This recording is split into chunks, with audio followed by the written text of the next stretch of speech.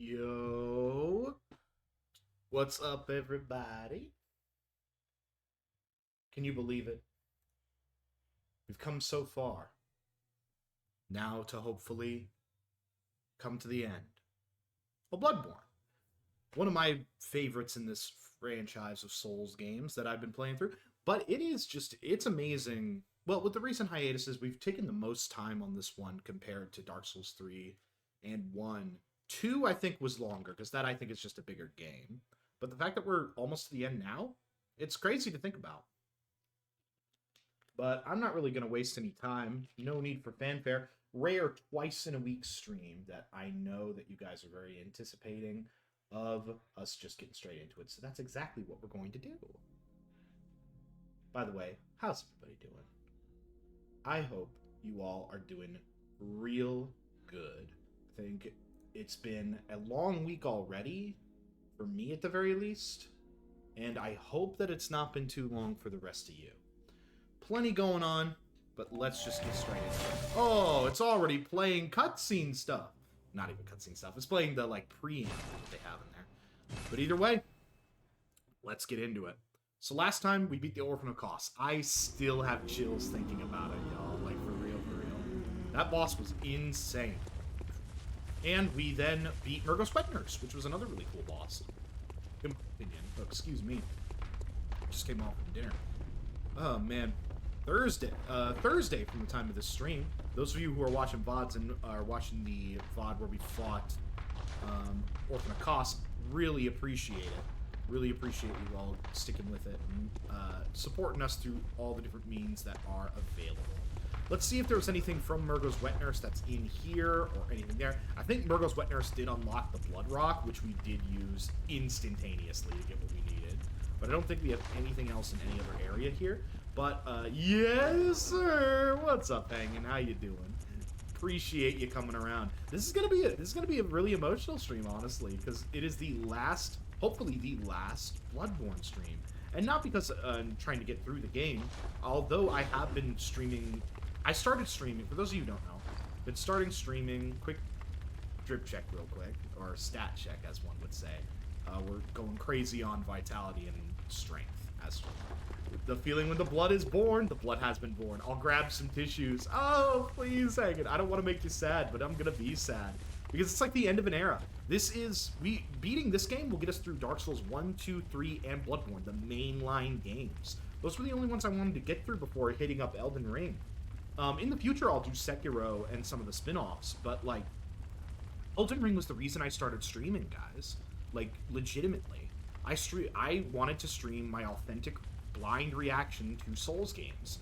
Blindly go through all of them, and I've upheld that promise.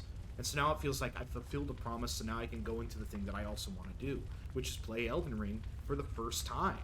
And I've held off on it for years because of this fact. I held off on Elden Ring for 2 years to get through this. And not to, get through because it's been super enjoyable. All the Dark Souls games are great and enjoyable in their own way. But without further ado, let's get into this. There's one optional boss we have to face, and he is above the Cathedral Ward in the door we keep trying to open. Beginning of another. Yes, Elden Ring will take us far longer than Dark Souls 2 and Bloodborne. That game is fucking massive. But to counteract that, we're going to try and stream it more often. My thought process is that we're going to stream twice a week on it. Because once football season is truly over, my Sundays will be back in swing, and I'll be able to stream consistently again. And I am very much looking forward to that. I am looking forward to being able to stream consistently and stream Elden Ring consistently. And then my goal is to stream 3 times a week. Real easy. Streaming Sunday, Thursday, Saturday. So Saturday, Sunday, Thursday, I think. That would be my ideal schedule. Streaming Saturday and Sunday evenings, and then Thursday evenings like I am today. And Thursday and Sunday would be for Souls games. Sparse them up a little bit. Whereas Saturday would be kind of whatever. That could be a fighting game. That could be the fucking Disco Elysium playthrough that we got to get to. It could be Hades, which I know a lot of people wanted me to play. I really do want to play Hades. I should stream more often too, considering my last stream was several months ago. Listen, man, that's exactly where I was. Like, don't think that's something to be ashamed of or anything. Like, that is literally where I was. I was not streaming for so long, and I forgot. Well, I didn't, like, forget it was a fun hobby. I just kept, like... I normally streamed on Sundays, and I would be doing more stuff related to football. I was going out to bars. I was hanging out with friends. I was, like, doing something that I've always really wanted to do in regards to football season. I kind of, like, got back into football this year, and I didn't expect to. And that was, like, a really big change. Like, I did not expect my lifestyle to come back up to that. I did not expect myself to like football as much as I did this year. So even despite the very lackluster Super Bowl situation this year, I was very much a fan of being able to enjoy football again. And also, look at that. We'll be here when you're ready, E12. Absolutely. My thoughts exactly. Whatever people want to do. Always support the homies, you know? But yeah, the whole situation with streaming was very tough because, like I said last stream, there was a lot of work stuff involved. There was a lot of figuring things out and, like, trying to determine a more consistent schedule was more difficult than I thought, in terms of, like, how am I going to make time for these things? Because it was about making time. It wasn't about having time. It was like, what do I force to make this happen? And for me, it was figuring out, oh, okay, this is how we're going to do it here. We gotta commit to it. Yup, we finally made it through. Holy shit. New area. Upper Cathedral Ward. Very, very nice. Rivals and Holidays in winter really messed up my motivation to do things. And thanks, Hank. I'll probably try to stream some form of horror game funny times this weekend. Hell yeah. Yeah, no, I get it, E12. Plus, with everything going on with multiverses, I can understand if you weren't, like, super enthusiastic. Are you going to attack me? I think he is. Are you going to? It looks like it. Wow. That is a pathetic... That's okay, though. We kill abominations around here. But yeah, no, absolutely insane. Streaming is tough. Like, don't let anyone ever tell you otherwise. Louis Lixer. Don't really need any of that. Oh, we may have seen this from different locations before. Yeah, totally optimal area. Yeah, thank you, Streamlabs. Alright, more of these chuckleheads. Oh, I forgot they're tough. Alright, we do still have to get through an entire area before we get to the final boss. Hey, a lot of lasts today. Oh yeah, I forgot these assholes just don't fucking want to go down. There we go. We gotta use our parry more. We're so used to Koss, who was like unparryable. That, I'm telling you, Orphan of Koss was insane, man. That boss challenged me more than many, many others. Solely because that boss was just absolutely like off his rocker with like how strong he ended up being. And it's not even like, I'm just gonna buy a couple things real quick. But the Orphan was like a different level of aggression that the other bosses just didn't have. Like, I mean, we went straight to work Murgo's Wet Nurse and it was like a completely different game. I swear to God. It's so interesting to have that kind of boss in this game because it's so different than what we've expected leading up to this point, you know? That was just bothering me. I'm not gonna buy anything else. I just had to do that. that was bothering the hell out of me. Graveyard of the Dark Beast, Upper Cathedral Ward. There we go. Oh wait, I think yeah, that should be the right one. That should be the right one. But like, yeah, Koss was just a different level. It's honestly good that we waited to fight him because then we were only used to him instead of fighting other bosses and then going into that. I mean, technically, the multiverse streaming would be to encourage to show support for the small chance of WB versus a shutdown. Sometimes I just feel my tendency to get salty or reduce the quality. That, I mean, like, I get that. I feel that's why I don't stream fighting games, like, all the time, because I do get a little salty about it, and I don't want that energy being put into stream setting. So I understand that. I get that mentality. It's healthy to, like, know when your aggression kind of, like, may lead to the vibes being, or like competitive. I wouldn't say aggression, I would say competitiveness. Oh, they inflict frenzy? Or no, there's something over here inflicting frenzy, maybe. There is these things inflicting frenzy? That's interesting. Them inflicting frenzy makes them way more dangerous. But yeah, the quality of streams related to like aggression or competitiveness. That's like a reason why a lot of like fighting streams for a lot of people I don't think work.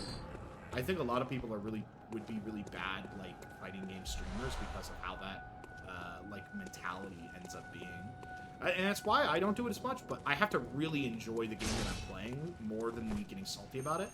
Like, for instance, like, I'll play KI and KOF for, like, all the live long day, but if I stream, like, Street Fighter 6 for too long, I'll probably get too salty at the game, you know? The other reason is I want to do more stuff around the PNG tuber and need to motivate myself to do the art more. Yeah, that's another layer. That's another layer to it. I've actually, you know, I've considered having like almost an avatar instead of just my face. And it's not, and part of it comes from like a lack of confidence in my own like appearance, because I do not look healthiest as I like to be a lot of the time. I hope I look fine to all, but like to me myself, like I'll go back into my stream VODs and be like, am I really okay with showing my face?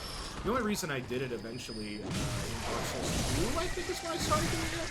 It was Dark Souls 2 or 3 when I started showing my face. But like it was definitely a gamble of like I don't know if I'm confident enough to like show parts of myself in that kind of way. But thankfully I had friends around me to be like, go for it. No one's gonna get at you for that. And that's what kind of got at me. I had to be like, get into that mental. And you know, when you're a person like me and you have a lot of anxiety from different factors throughout your life, you're always thinking, that man's got a cannon. But you're always thinking like, you're overthinking. Oh, that is not a cannon. That is a massive fucking scythe. That is interesting. But still, not enough. Oh, he fought one of these guys prior. Interesting. Yeah, we're at like such a cool level. But yeah, no, it's interesting to think about. Oh, one of these ones. Yeah, they had a lot going on. Interesting. Choir garb, choir gloves, and choir trousers. Interesting. New set of armor? Final drip change? No. Choir garb. Attire of the choir. High-ranking members of the healing church. Oh. Now you can sing. Hey, you never know. Members of the choir are both the highest-ranking clerics of the healing church and scholars who continue that work that began in Bergenworth. Together with the left-behind Great One, they look to the skies in search of astral signs may lead them to the discovery of true greatness. Oh, so these are like the cream of the crop. Oh, the main leaders of the church. I see. So these are like the guys. These are the people who started half this shit. And we're now finally in their like lair. That's interesting. They're trying to like reestablish their old order. Interesting. I'm hearing like little like ugh sounds, you know. It's funny that you mentioned singing, despite, like, you know, I know it being a reference to the choir clothes, but, like, it's really funny because, a couple of buddies of mine have been, like, taking opportunities to, Oh, my God! Through the window, man? Come on. I am so much better than that. Anyway. But, like, a lot of my friends have had are taking opportunities to, like, kind of almost do, like, karaoke nights in a way. It's karaoke and bass jamming night, which is, I think, really cool. Because I have always wished that I could play, like, an instrument more. I used to play band in a band back in the day. Not, like, a band, but, like, a, you know, standard high school band type situation. And I played alto saxophone is what I played. Which was cool. I enjoyed playing music. I don't think I was very good at it. Howdy, what's up, Jiglet? How you doing, man? Welcome to the, hopefully, final Bloodborne stream. We're going through this last optional area before fighting what I assume to be the final boss, smack at the Hunter stream. Oh, hey. What's good? Oh, a bunch of wolves. Hey, man. One of these days, I'll clean my own sacks and return to some jams. Yeah, no, jam sessions are so cool because, like, I always wish that I had been one of those kids who was taught to play piano because I always thought that was so cool. Like, I know it would be, like, a lot of work and effort, but that never, like, discouraged me personally from, like, doing something. I was always of the mindset of, like, if the work is worth it, then do the work. But I would have liked that because that would have been something cool to, like, be able to do and be like, oh, guys, I can do this. Do it? Learn how to play piano? Oh, man. It's so late, though. I mean, like, well, I guess it's never late enough. It's never too late. That's the phrase. I guess it's never too late to learn something new. I think my two great things that I'd love to learn one day is that I'd love to learn to box and I'd love to learn piano. Both two very, like, intensive things that would take a lot of time and effort to, like, really put together, and money. That's the big thing. It's money. I think if I ever get a disposable income and that magical, mystical thing called time, I will have a much better chance of pursuing those as, like, other hobbies. But, I mean, part of me, too, wants to go back to, oh, God. Oh, no, I forgot! I forgot about these fucking things. The worms! The worms! The worms! Ow. You fucking asshole. I gotta teach you the business. Oh, come on, man. I was just charging my hammer. Come on. Have you ever seen somebody charge their hammer before?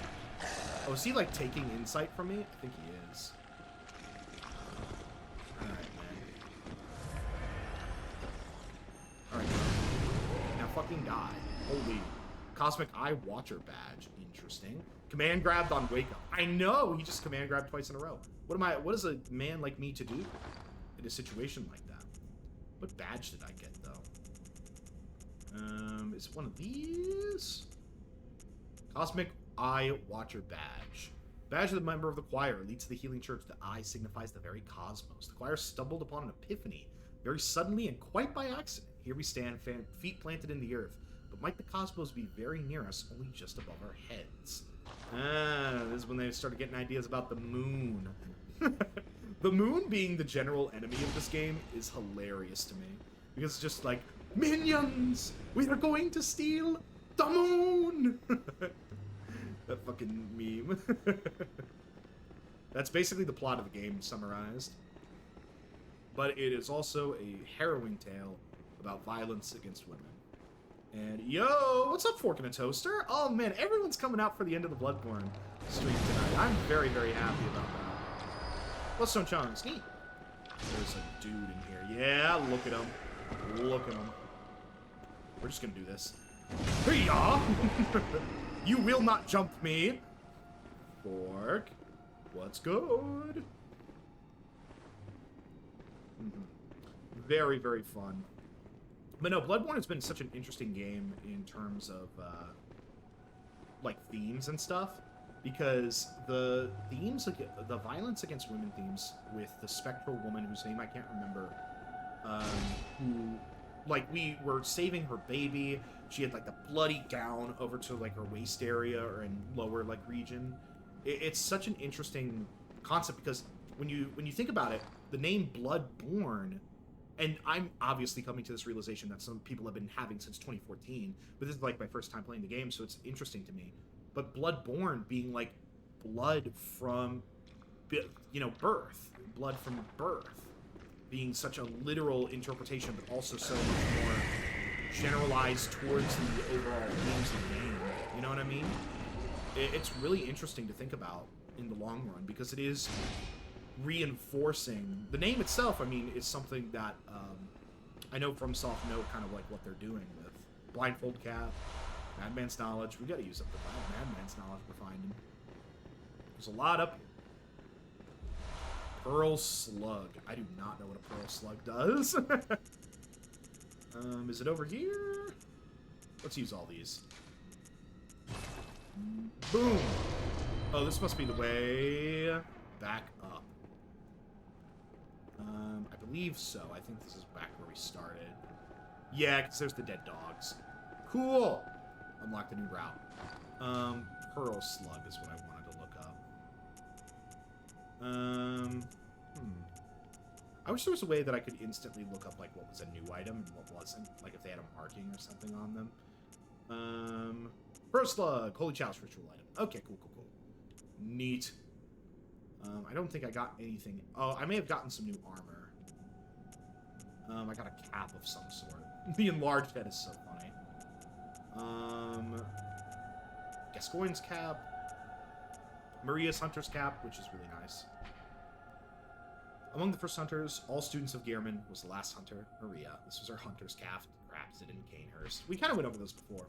Oh, the beak mask. I'm mad we never got the chance to wear the beak mask. There was a lot of good items here. Blindfold cap, there it is. Attire of the choir, higher ranking members of the healing church. Members of the choir are both the highest ranking, blah, blah, blah. The eye covering indicates their death to the teachings of Master Willem, even though their paths diverged. Interesting.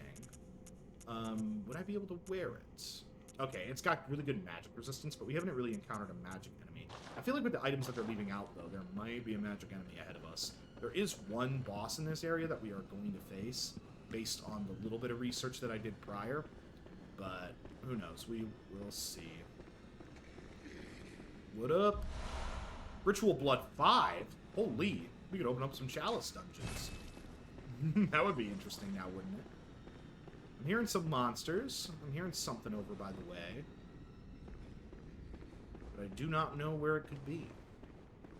Something through one of the walls that I should know about? Secret area, maybe?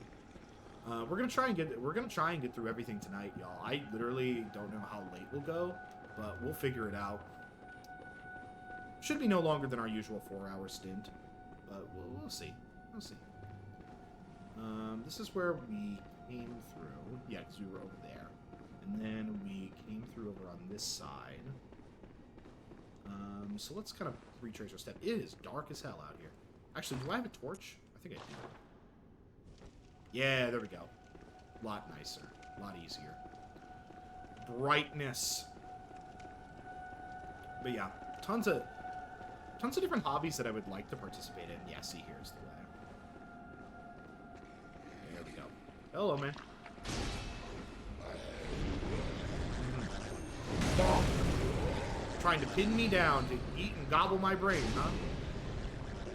Oh, you're trying to gobble my brain too, eh? Well, you can't do it. You can't gobble my fucking brains, man. Okay, no, he's gonna gobble my brains. No, he's gobbling. Fucking hell, I can't get around these command grab ass motherfuckers. Ugh, you bitch. Stay away. Look at him trying to spam it too. Holy.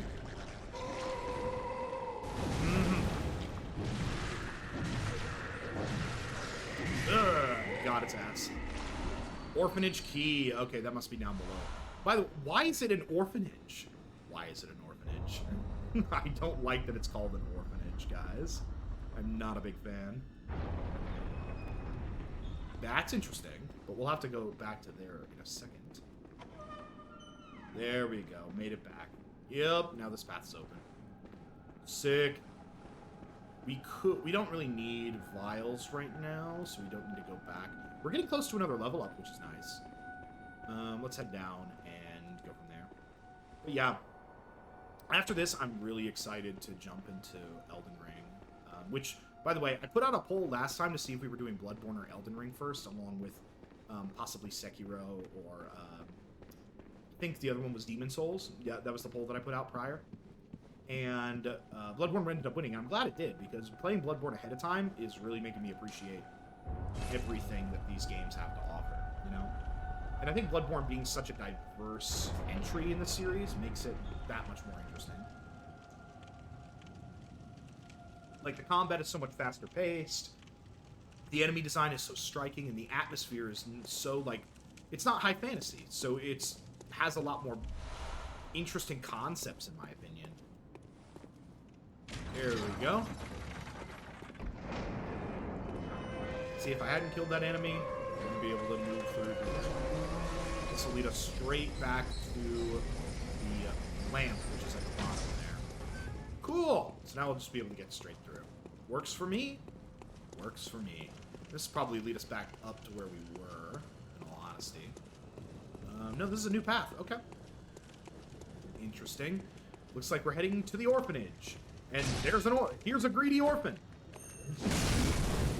You won't get my bread, asshole. Shouldn't you be trying to stab me, you filthy orphan?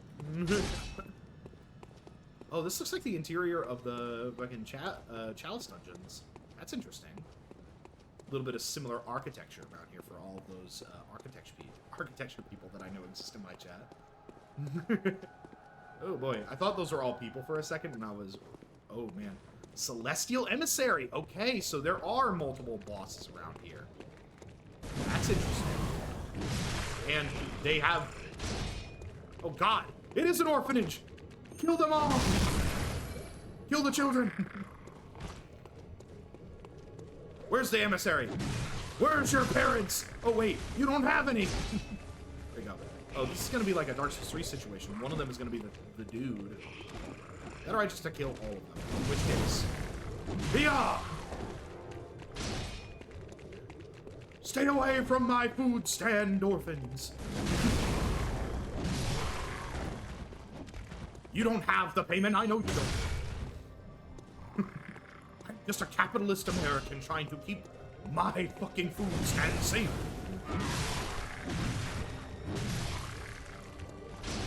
Alright. I wonder if there's a boss that spawns after the children do.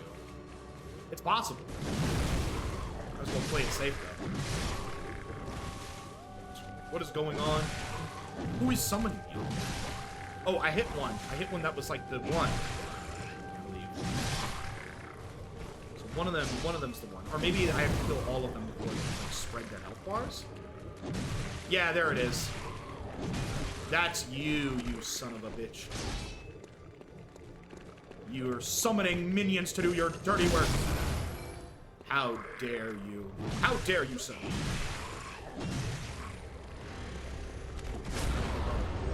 Oh, boy! Did not realize he would have a second phase. That's interesting. More of these guys gonna spawn?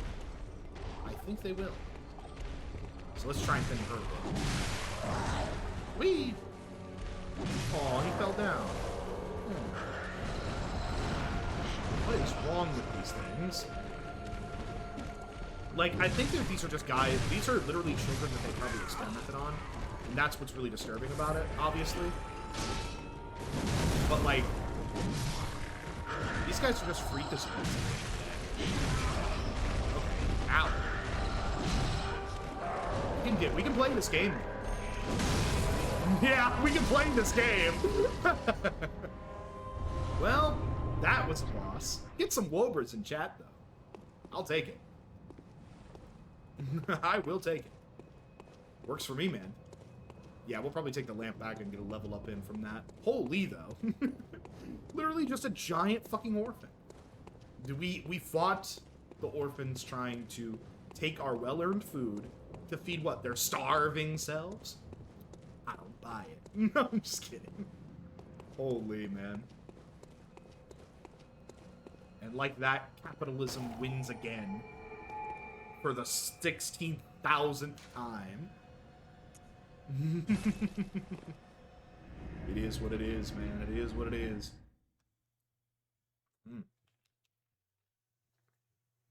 Cool. Alright. What time? Gehrman awaits. That is true. Gehrman does await for us. We are just pumping up strength at this point. I think our health is good right now. Let's try and see if we can get another level up with all of our blood echoes. We may have enough. We may have enough. So we have so many of these, yeah. Let's use everything. 10k.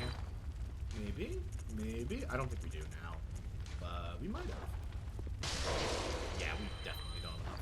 What do we have enough for? Maybe upgrading another weapon? I don't know. Boom. Alright. We're about halfway to the other one. Oh, the fact that we killed so many small fry gave us so much, like, stuff. We got so much currency from that. Alright. Let's keep at it.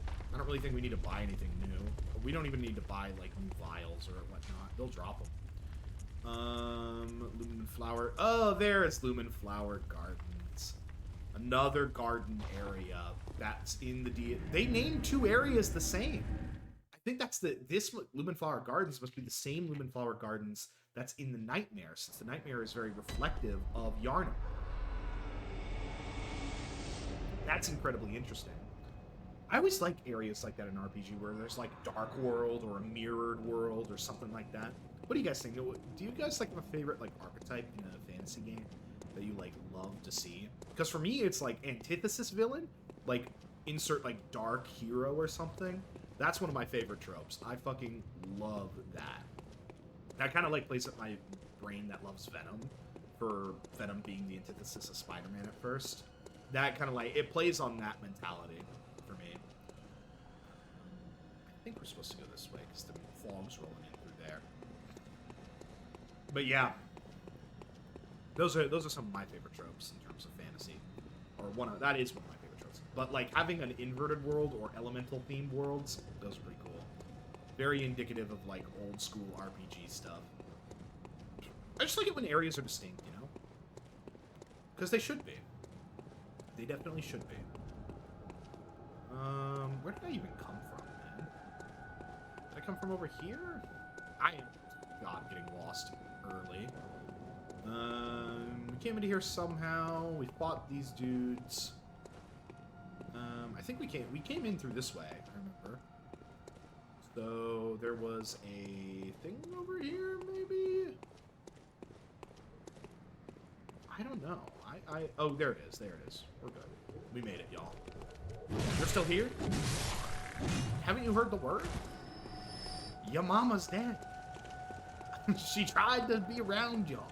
She tried to provide. Look at where she got. Look at where that got her. Fucking blunt force trauma. Oh yeah, we gotta... God, we gotta fight through the wolves. Hey, man. Would you mind separating from your pack real quick? See, that works for me.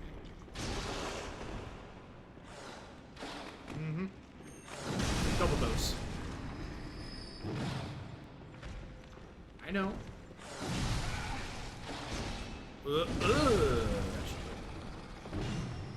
Cool. I like how they give us bloodstone shards, so like if you needed to farm a weapon up a lot, you have a lot more options. Because in, you know, a lot of other Souls games, it feels like you don't have as many options to upgrade weapons. And I'm glad that in like the hindsight of some other games, you really get a chance. Because Dark Souls 3 and Bloodborne have really given me good opportunities to upgrade every, like, my top 1 to 3 weapons that I want to use in the game. And I'm very happy about that. That makes me want to use more weapons, you know? I feel like that's probably, like, the biggest benefit. Oh, yeah. Definitely is not good. But if you don't see me, he don't know me. You know what I mean? You feel me? Is this where the ladder is? I'm trying to remember. That's where one of the wolves were. Okay, this is at... Okay. We're supposed to go, I think, up there. And I think that means getting past this guy. Let's just kill him and be done. Cool. Alright. We have so many bullets, too. We kind of went through this game not using our gun a lot until we needed it in, like, the other hunter fights. That's where we really needed the gun. The other gun was so useful when we were fighting other hunters. Hey, bud. Nah, no chance. I ain't gonna give you the chance. Let's move out this way before we get stunned. Ooh, we made it. Are you alive? No, just another one of you.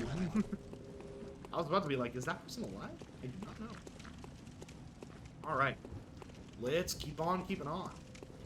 Are we rooftop hopping? It looks like we might be. There's something here. Oh! Make contact. Interesting. Do I have to... Interesting. Maybe use an emote? Okay. I see you, fucking Bloodborne. Let's try and...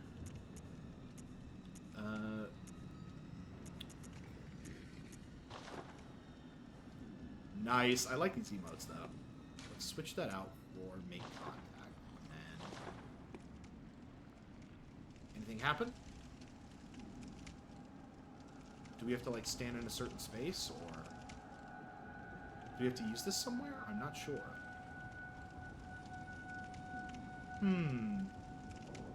If using an emote could get me to fight a boss, that would be really interesting. I mean, the moon's right there. We might as well make contact, you feel me? So let's try it over here. Try it right here. Boop. I'm facing the moon. Maybe it's... Because, yeah, they're making contact right here, and now they're all shriveled and shit. Maybe it's now? Do I have to just stay on one of these circles for a while? I'm not sure. Help me out here, chat. If you played the game before, do you know what I'm supposed to be doing here? This is like kind of an open area. I do not know. Maybe there's a lever or something. This is the peak of this place. This is the peak of the place. I don't think I need to use it like inside, because they wouldn't expect me to use this anywhere with like enemies, I feel, you know? That wouldn't make a lot of sense to me. Am I supposed to use this emote somewhere, or... Interesting.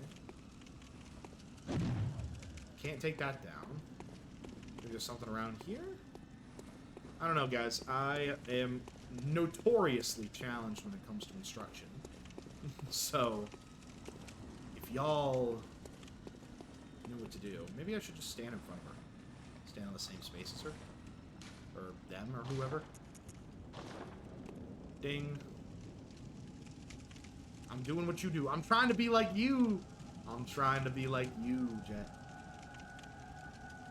What could be the case here? Because this all couldn't have been for just an emo. That would not make sense to me.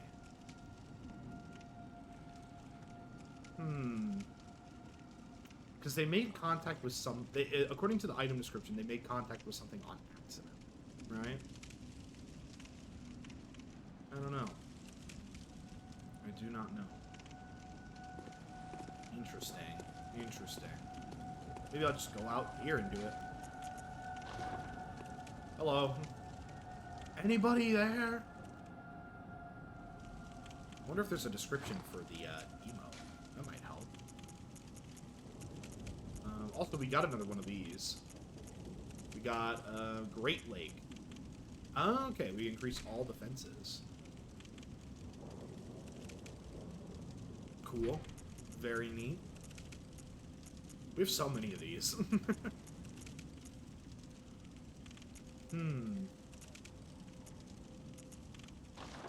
Right. Do these have descriptions? I don't know.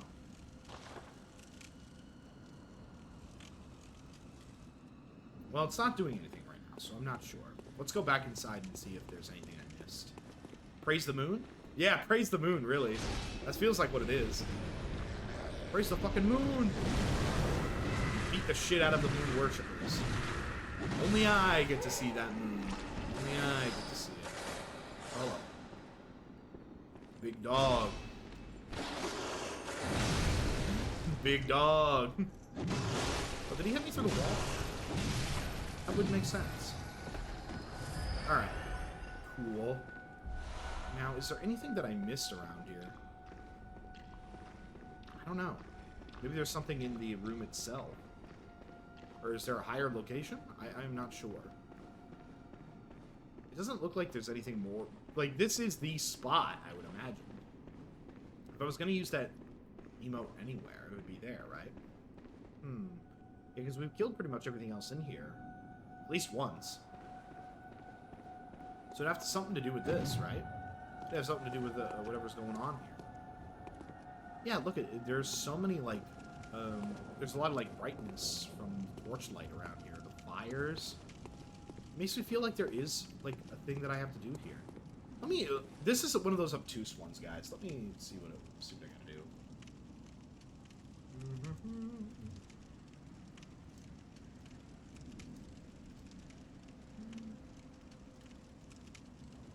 Let's see.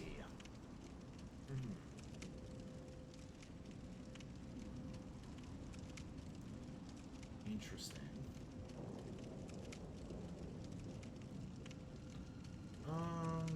Do.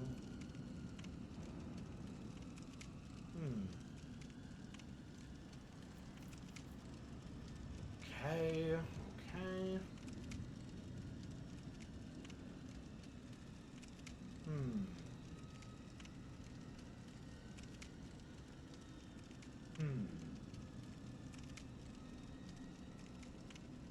I'm trying to just figure this one out, y'all. Sorry about this.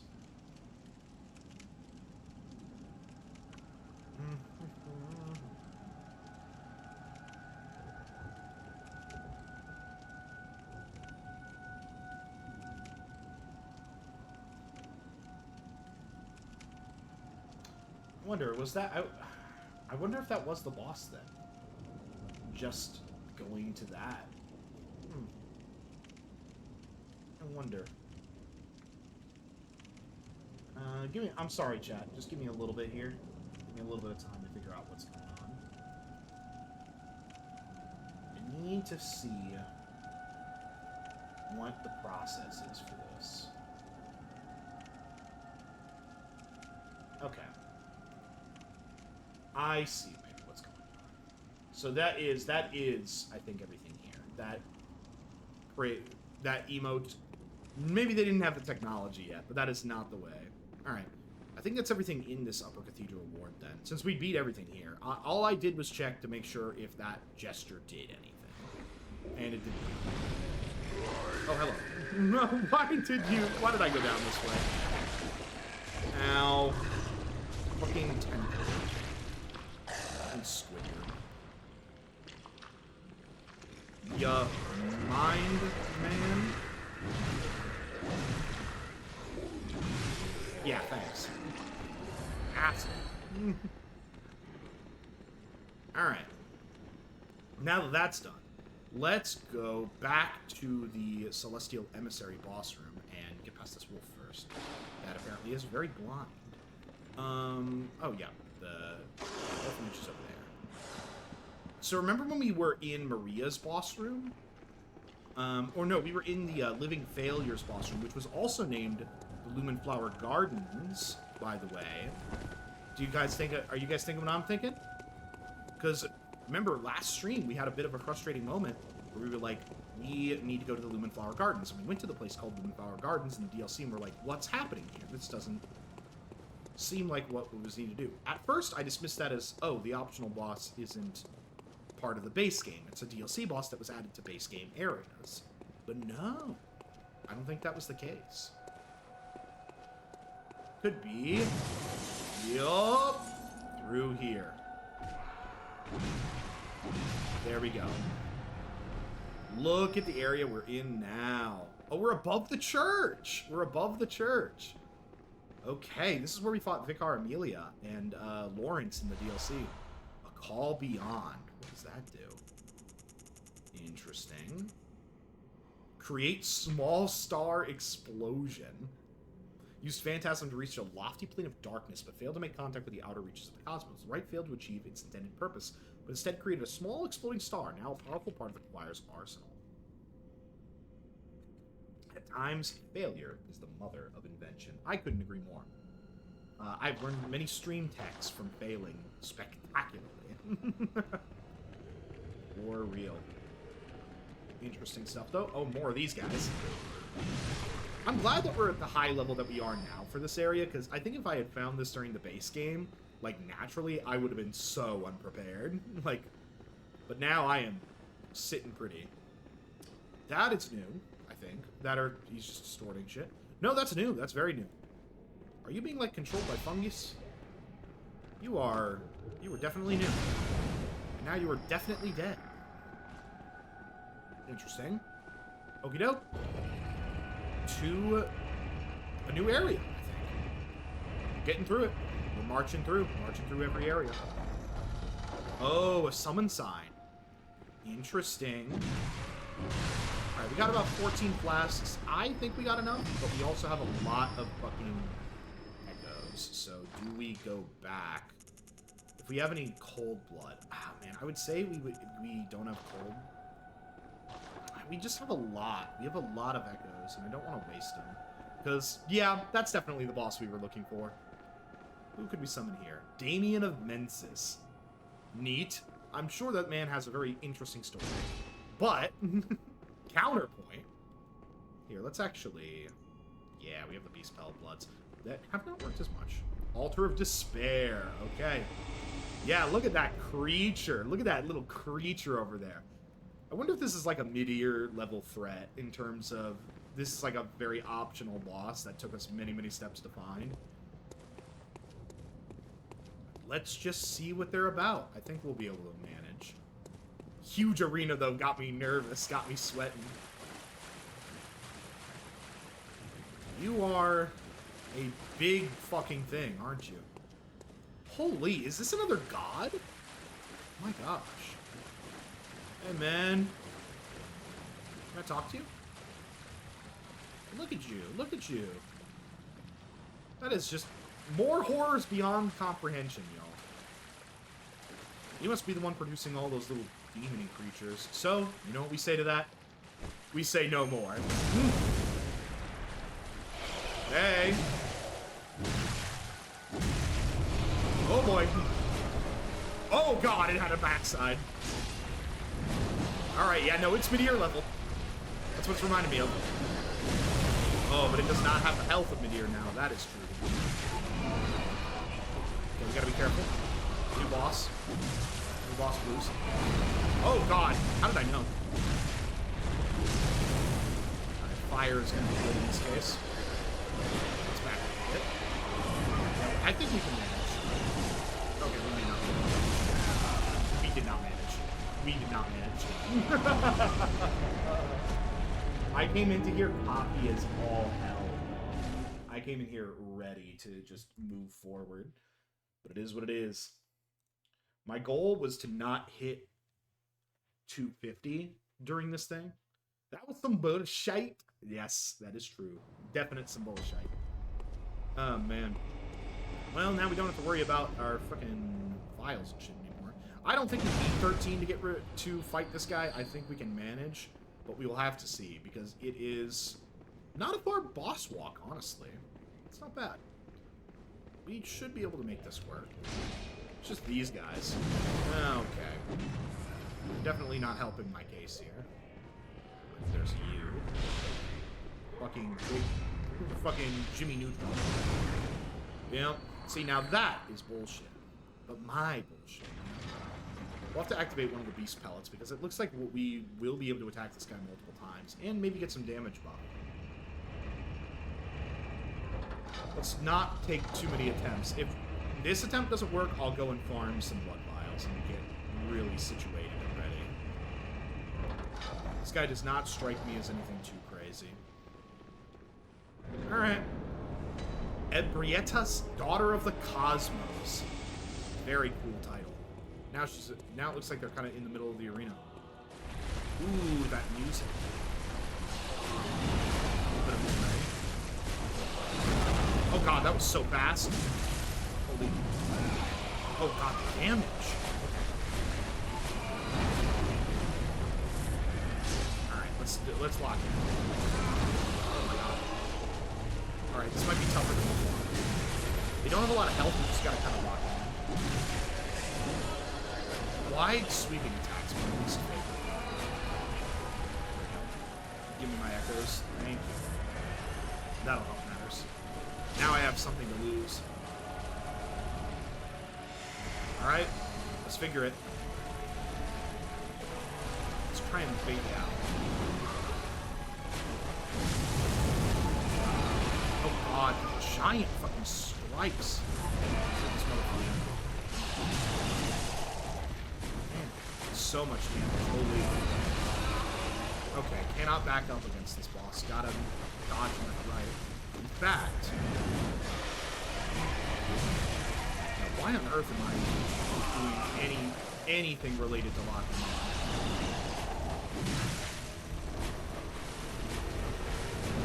God, their whole body just makes it hard. Their body's massive. Oh god, hemorrhaging. god, somebody get this creature to the hospital. Oh, come on. Alright. We're low on flasks. This is probably going to be a failure attempt because we didn't have them ready.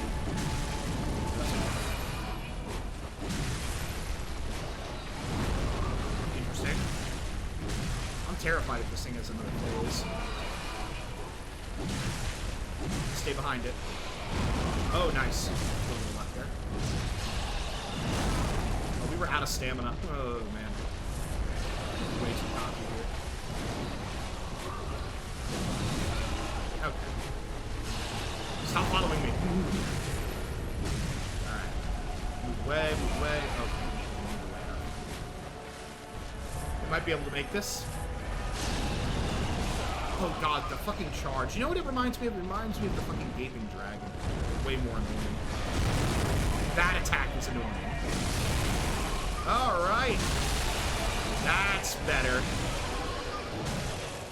So it has some weaknesses. I don't like that. Uh-oh. The fucking cosmos. Oh, buddy. Oh, space-time. Fucking space.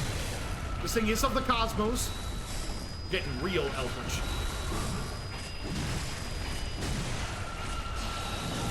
God. Oh, oh. Let me live. Let me do this with limited flasks. Let me be cool. God, because we are able to be close to it, we're able to sink with right through. Man, we are going to die. Oh god, we are losing health by being near it. I just realized. Oh, this is not great. This is literally the worst boss to fight when on low health and little flasks. Oh, and, okay, we've got the multi-tool. Okay, this is definitely going to be our learning. Yeah, we had to learn. We had to learn what was happening. That is unfucking fortunate. Okay. Alright. That is the one thing that I was hoping... I hoped that we would not have to get so wild with the bosses tonight. I was hoping we'd actually fight some ones that were on a little bit of an easier end since we were backtracking. Alright, we need to go and farm. Don't you guys just love it when I go fucking vial farming? Don't you love it? This is when we get to have our one-on-ones. This is when we get to have great conversations with each other about the nature of life. Oh yeah, I got some insight from looking at that monstrosity. Yeah. Interesting though. Second phase is very unique, I would say. It's hard to stick around that creature, but definitely a situation where being locked on is hindering me rather than helping me. Also seems like a dodge to the right kind of creature because of the tentacle layout. That's interesting. Definitely not something I'm gonna beat by shooting. Which is a little like, I wanted one more human enemy before the inevitable moon god kills him. Whatnot.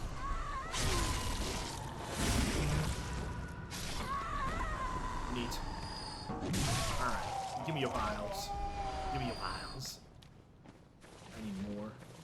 That's second. This is going to be actually a little bit of a tougher fight than what I imagined because the second phase of it being related to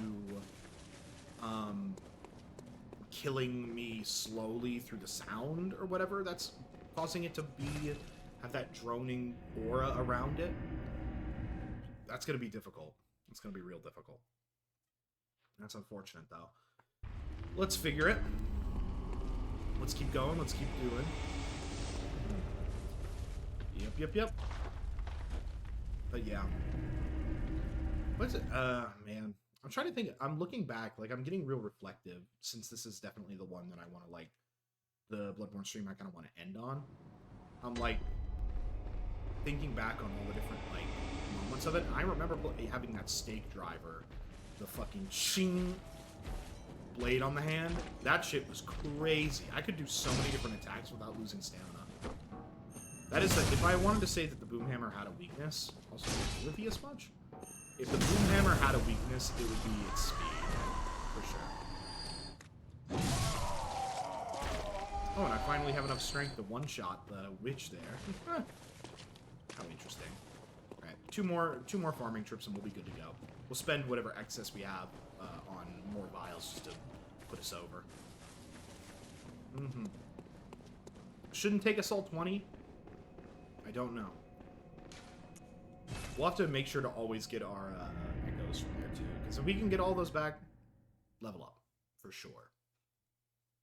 That boss is kind of crazy, though. The boss is kind of wild, kind of dummy. I'm glad that we took the time to fight him, though, because that I would be really mad if we ended Bloodborne tonight and I didn't fight them, and I, like, missed that boss. That would be really unfortunate for me. Because I'm such a completionist with these types of games. In general, I'm a completionist with games, period. This one game that I was playing around, like, a few months back, the new Prince of Persia that came out, Prince of Persia and the Lost Crown. Metroidvania game, great combat system, not so, way more Metroid than it is Castlevania in the way that it's less of an RPG and like the map exploration, you know? But it is very, very fun. Combat really sold me on that game. Very fast-paced, frenetic, interesting, like, combo system on basic enemies. That really felt like almost like a Metroidvania DMC in a lot of ways. A lot of Devil May Cry influence in that, I swear to God. Plus, I really liked the story of the main character. I liked all the different, like, gear that you could get. It was a really fun game, and I ended up 100%ing it. And I thought to myself that when I was going through the 100% process, I was like, this is fair. I mean, like, I'm enjoying this game, and if I enjoy a game, I want to see it through. And when I say see it through, it means leave no stone unturned. That's my mentality with these sorts of things. I do not like it when I miss something. I mean, that's just in general. I don't like leaving things undone. It's gotta be, I gotta check off all the boxes. I gotta dot my I's. I gotta cross my T's. I gotta do everything. That's what I like doing with the Souls games, because we've 100%ed Dark Souls 2 and got the secret ending. Dark Souls 3 and 1, we haven't, though. We have to... That one, I might play in my own time to get, like, the secret endings and shit. That is one thing. Like, I am such a weird person. I am like, oh, with RPG endings they have before, I'm like, well, I almost want to, like, play through the entirety of the RPG again to, quote-unquote, earn that other ending, and that overwhelms me a lot, and I'm like, I'm not going to do all that. I'm going to just play through and get the one ending that I want, and to me, that's the canon ending, you know what I mean? I don't know if you guys have ever experienced shit like that, but that's kind of like my mental when it comes through to games like that. I'm not like a... It's not that I'm not a big fan, it's just like I'm really... It's in fact that I'm too big of a fan in a lot of situations. I don't like leaving things undone, and that gets to me. It really does. I don't know if it's an OCD thing or not, but honestly, who cares? Alright. Beautiful. Now we got extra blood vials. Let's see if we actually want to change up our build a little bit. Let's see. We have HP and stamina raise. We could raise our defenses just in general because they have a lot of big attacks.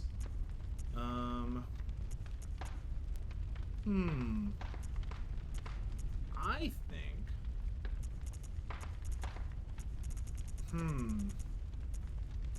One of the lake runes to increase all defense types, give ourselves better defense reduction. Honestly, I think we're fine. We don't really need more. The only thing I would put on is maybe, like, higher blood vial maximum because of how much damage it's doing, but I beat Orphan of Cause with 20, and I think I'll be able to beat this one with 20 as well. I'm not going to risk it. I'm not going to do anything crazy. Alright. As we get back here, I'm going to take a quick break, y'all. I will be right back, and then we'll get back into it. We'll get into this boss. We're still planning on finishing tonight. See you in a second.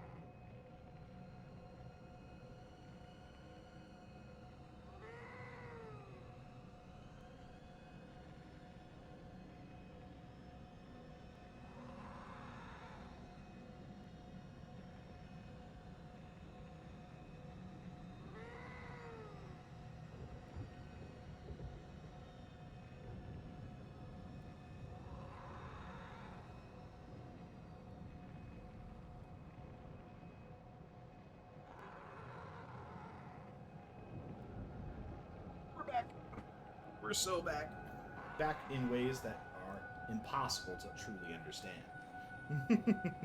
I need a freaking haircut, y'all. I do. I let my hair grow out way too long. It's been my problem the last 3 times that I've done it. It's just constant, you know? Hair grows continuously. I didn't know if y'all knew that. Yeah, same? Yeah, no. Like, the last couple of times, ever since COVID, I think, it's made me develop a really bad habit of waiting, like, an extra month or 2 than I should. Oh, I'm going the wrong way. But, like, the process of cutting my hair, I just, like... It's like I want to do, like, more stylish things with my hair, like, have it in a much better place than just, doing what I do to it. But, like, at the same time, I don't want to put in the effort. Like... It's the same with my beard. Like, my beard, it's like, it gets as long as it needs to, and then I partially shave it with an electronic razor and go from there. Hello.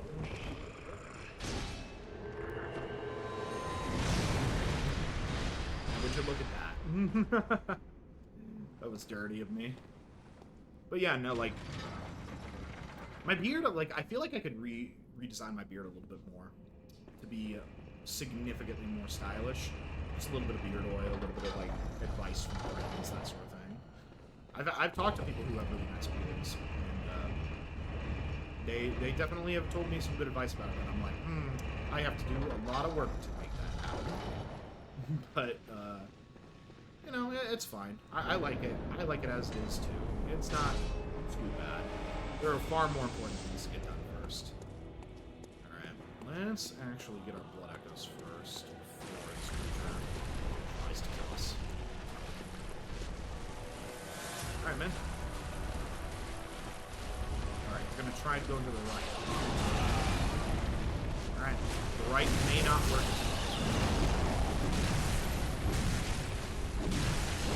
Nice. Yeah, okay, yep. It can only attack with its claws, right? Oh. You just gotta lock in, sure. Oh, that fucking bitch. He moves so quickly.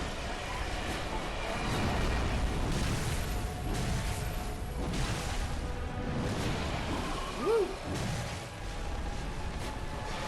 That's the attack that's been getting me before.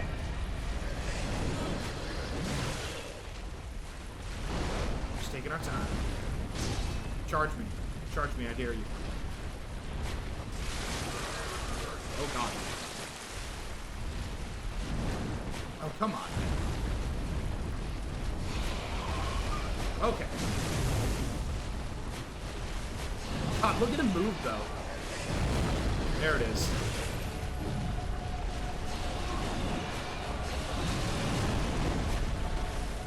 Ding. Alright. Okay. Oh, his limbs still hit me? Come on. Come on, man. I know you want to be better than that. Oh, yeah. Beat the shit out of his head. Alright, second phase. Yo, look at him. Smack his butt. Oh, we're like right in there. We need to move and heal. Okay. So you don't want me. Okay. Okay, ow, ow, ow! Really? Are you kidding me? Just gonna combo me into the wall? God damn it. He turns around so smoothly. It's like this creature has better tracking than half the bosses in this game. It is feeling very Medeer in a way. In a way, it's giving Medeer, you know? Oh, sorry, I did not mean to do that. That's okay. I was just adjusting my camera a little bit so you can see more of my lovely face. Don't you guys love seeing my face? Didn't I not get... Yeah, I didn't rant about me feeling uncomfortable with my physical appearance for 2 seconds earlier. That didn't happen. It's like this guy didn't hit me. Yeah. There we go. Lovely. Alright. Okay. Yeah, see, we're doing fine. It just has a lot of health in that second phase we haven't really gotten yet. I really hope we don't die to this more times than we did to other bosses. That would be embarrassing. I mean, these are the types of bosses that get me the most, though. Giant monstrosities. If it's a 1v1, I'm there. I'm with it. I understand it now, type B. Alright. Oh god, our thing is right. Our shit is right next to it. Oh. You gotta do what you gotta do. For the love of Christ. A rock? Really? So we're gonna lose our shit here because of this. We're gonna lose our shit. I was like, he is going to charge me. I know, I'm risking it all for this, but I have so many stored up, I am not losing that shit.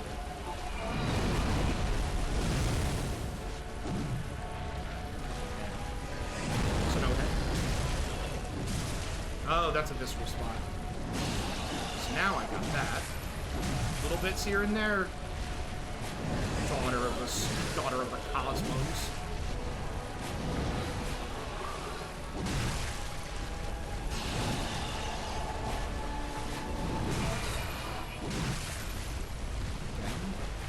We got our damages. Alright.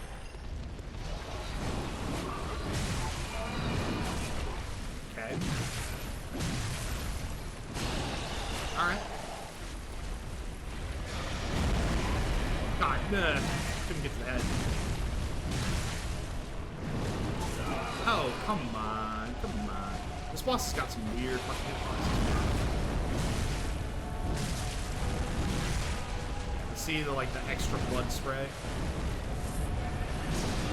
Real fun. Nah, come on, man. That's bull. The fucking charge. Oh boy. There we go.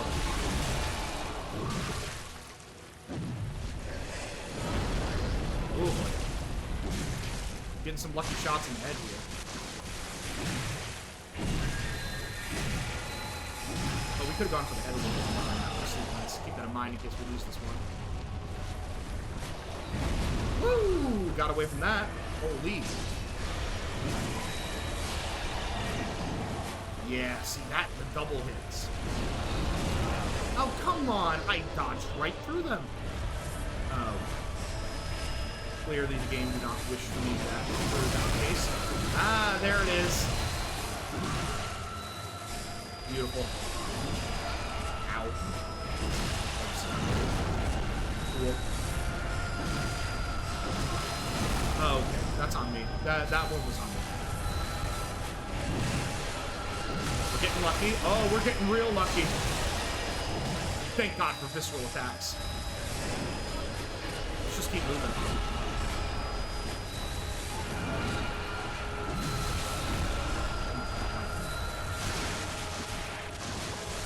Alright. Oh, we're in a good spot right now. Oh, come on. One more. Yeah! There we go. We got real lucky there. We got real fucking lucky. Cobras, baby. She's got too much texture going on. She really does. The great is Chalice. Ooh, a new Chalice thing. Oh, man.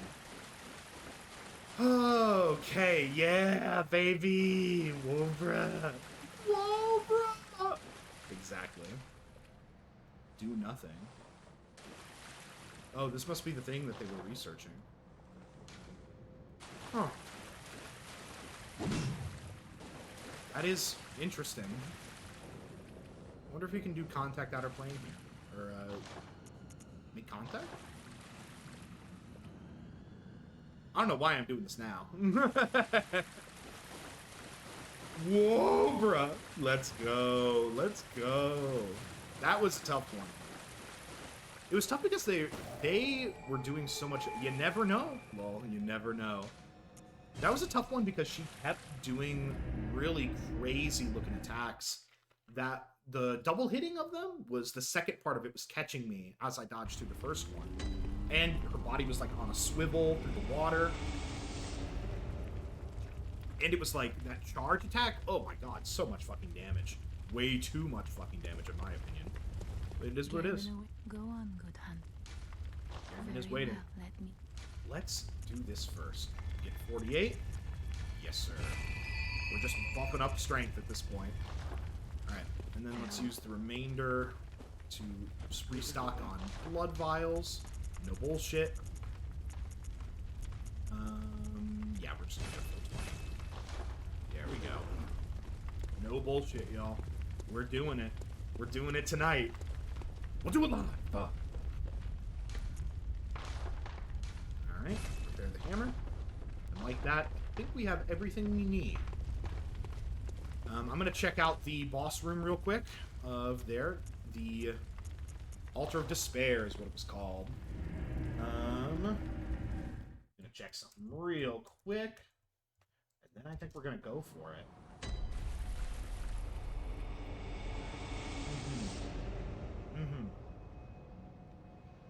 Let's see.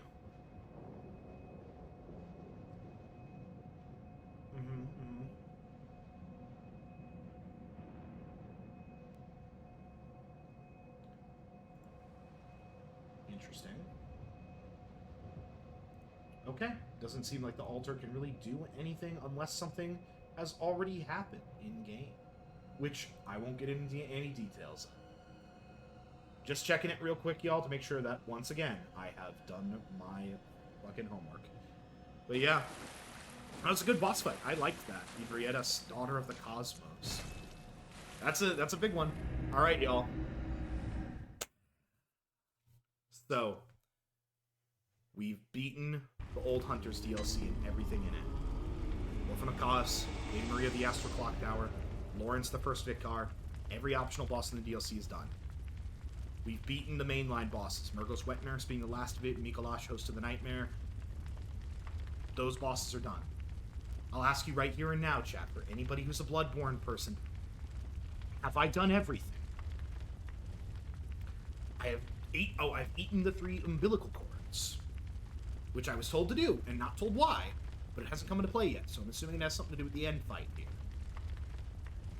No idea, haven't played this game. Thank you for it. I guess the follow-up question in that case would be, are you guys ready for the end of Bloodborne? My hands are sweating. I am ready. How many umbilical cords did you eat? Trace. I had one from the lady who gave us her blood, the courtesan woman who we led to the Cathedral Ward, and who had a baby, a random Cosmo baby underneath it that we accidentally killed her and the baby at the same time due to our boom hammer. We got one from Ioska's clinic, secret area from the very beginning of the game. And then we got the 3rd umbilical cord from Murgos Wet Nurse, I believe, from beating that boss. I believe that was... I think that was it. I think that was what we did. I don't think anything related to the DLC, like Cost's Parasite or any of those special items that we got from them, is necessary for the end of the game, because the end of the game existed prior to the DLC coming out, as far as I'm aware. Am I good? Do you guys think I'm good? Give me a yes or no. Am I good to go into the final boss?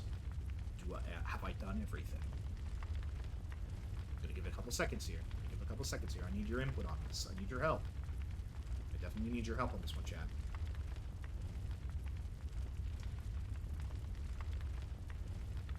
I'm waiting.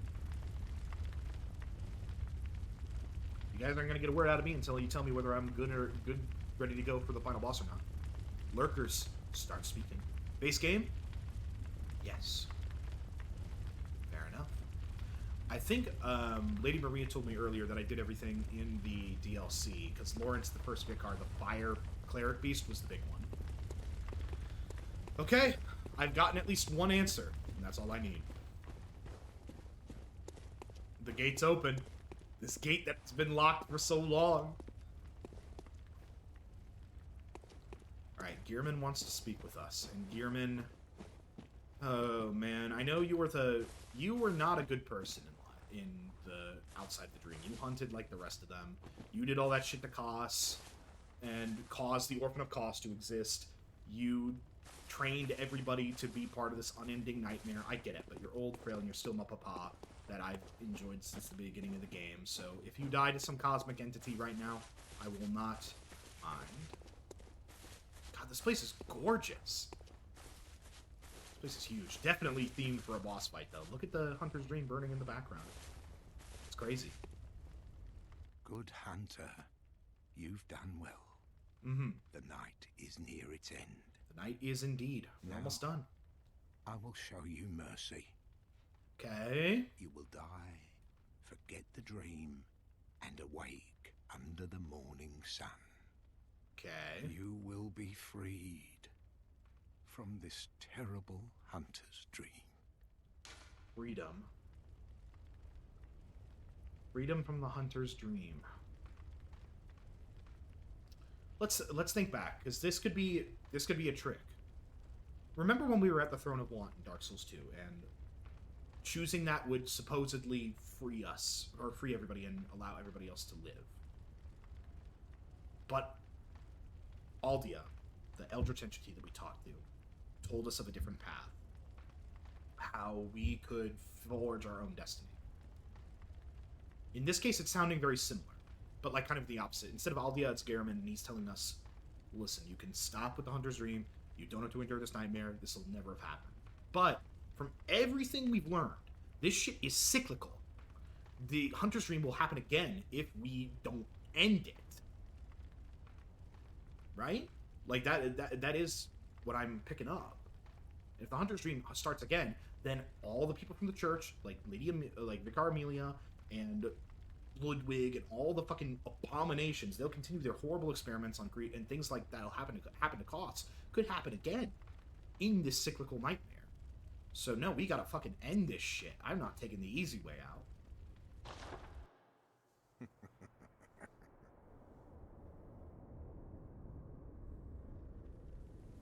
Dear, oh dear.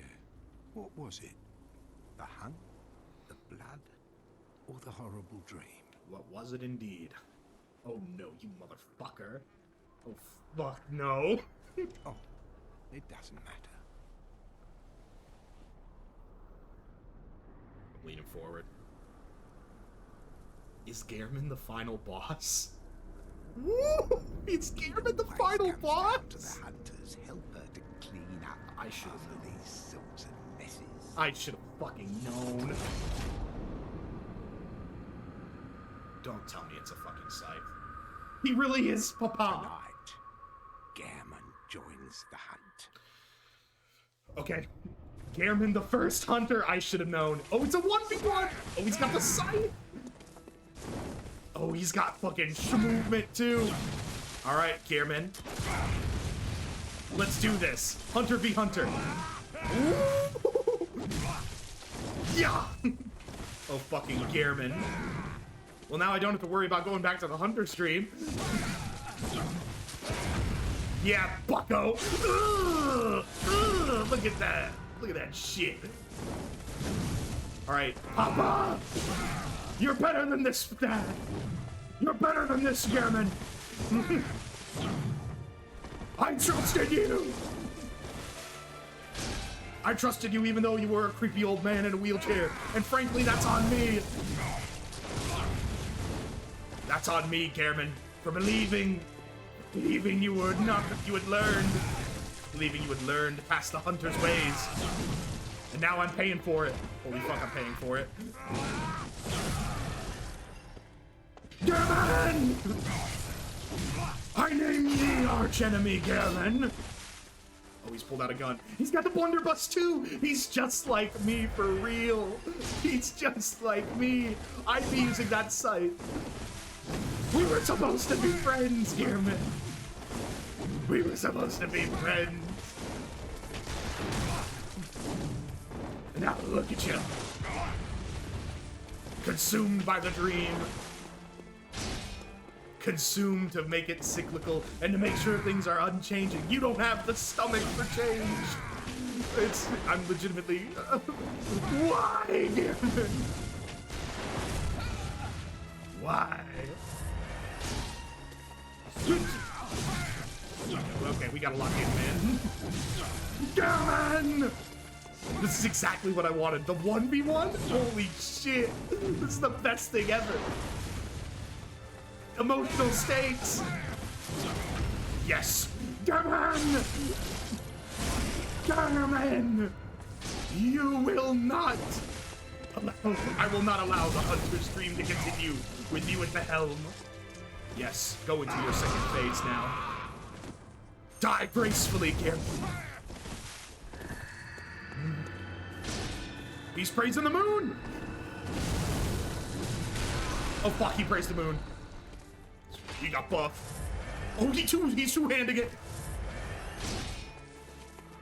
I have fought Sister Freed. I have fought Moonlight Priscilla. But I've not fought the likes of you, Master Scythe Wielder. My attacks no longer stagger. And my gunshots no longer parry. It's an all-out brawl. Oh, it's just like Sister Freed.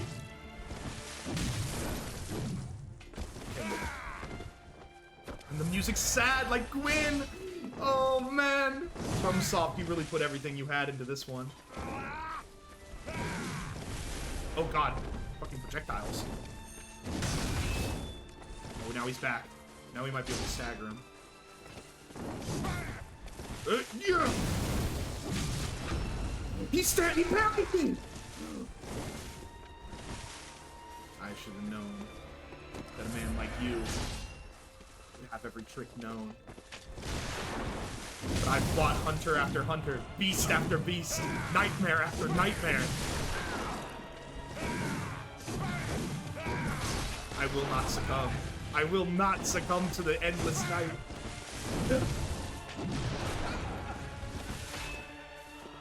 Come on, Gehrman. Do what you were meant. Fall silently into the night, old man. Okay, I did not expect him to autocorrect. Gehrman! Gehrman! Okay, ow.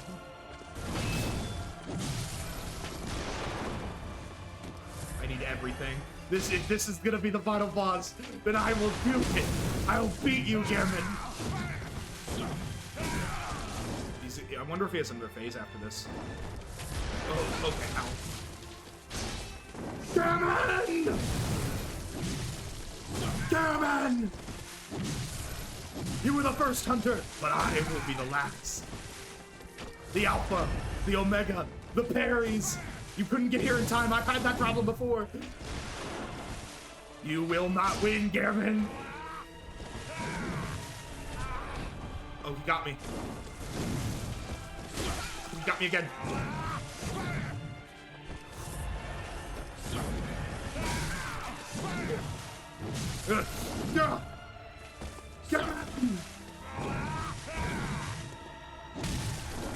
I will do what I must, Gehrman. I have the high ground, Gehrman. You shall not. I will not succumb. I can't.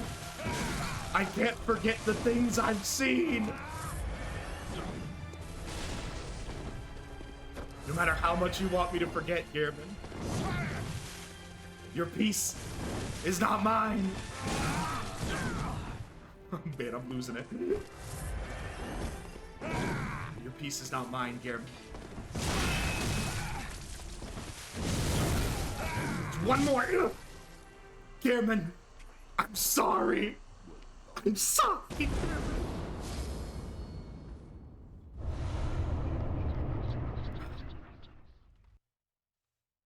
We've done it. It's the end. Whoa, bro. The moon! It's the architect! I knew there was the moon! Holy fucking shit! It's the goddamn moon! The moon! Minions! Tonight, we kill the moon! Oh, she's embracing me. The umbilical cords! Because I hate the umbilical cords, they can't influence me! Was that what Gehrman was praising? This thing? The fucking moon! Alright, buddy. Yes, that was Gehrman praising! We're gonna defeat you for Gehrman! I know he was bad, but I'm beating you anyway! Oh, you motherfucker! Oh, beast enemy. True final boss. Secret final boss. Oh, this is the best. Ah! You will die, Moon! I've waited for this! I only got 2 flasks in a dream. Oh my fucking Christ! Now I only have 1 flask in a dream. You are doing something. Jesus! 1 flask in a dream, boys. Oh, that's not great. Oh, blood rain, blood rain, blood rain. Got real lucky. Moon! Oh, we dodged way too late. Gotta get back some of this health. Okay, yeah, we're dead, we're dead, we're dead, we're dead. Oh, fuck me. Okay. Alright, so we have died to the moon. We have died to the moon. The moon has been doing it. The moon did it. The moon did a thing. The moon... It's the moon! Oh god, we're gonna have to fight Gehrman again. Fuck me. Didn't like whatever that spin move was. Neither did I. Secret final boss goes crazy. Oh, the sky's different though. Because the moon's descended, it's dark. Oh shit. Fuck me, man. Alright, thank god we got all those extra fucking vials, but we got some farming to do. Yeah, there's the moon right there. Fuck me, man.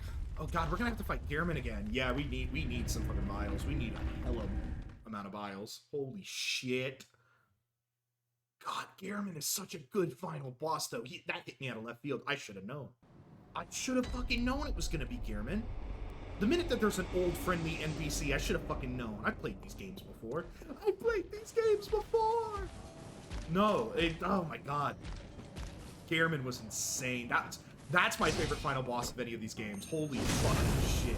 Screw the Soul of Cinder, screw fucking Aldia, and screw Manus, who I consider to be the real final boss of Dark Souls 1, because Gwyn was a pushover. But, like... Man! That's... Oh my god, man. I'm smiling so much. Holy fucking shit. Gehrman? The first hunter wielding a fucking trick scythe? Wielding the blunderbuss that I've been using all game? Poetry. Absolute fucking poetry. And I beat him on try 1! I beat him on my first try! Oh, fuck me. I got so motivated. I got so motivated to kill that man. Holy fucking shit. His moveset's crazy. He can switch between. He's basically the apex of a hunter boss. Maria was probably harder than Gehrman, but still. Yeah, thinking about it, I don't even think the Elden Ring final boss compares. Really? Oh my gosh, yeah. No, it's just like, it's the culmination of everything. It fits into the themes of the game so much. The entire theme of this game has been cyclical violence upon the innocent, especially women, at the hands of people who want to, like, find this hidden knowledge and meaning in their lives. And that fits Gehrman to a T. Gehrman had the doll made and was basically, like, controlling her, being in that manipulative state. And I had the joke that he was like Papa, but he was like, you know, weird, creepy dad that you're like, whatever. I mean, like, I don't agree with anything he's doing or saying, but, like, he was helping me out. He was, at the very least, he was helpful and set me up with the Hunter's Dream in general and was like, hey, this is what you need to do, and I'm here for you if you need me. And that's one thing that goes through. And, like, but, like, the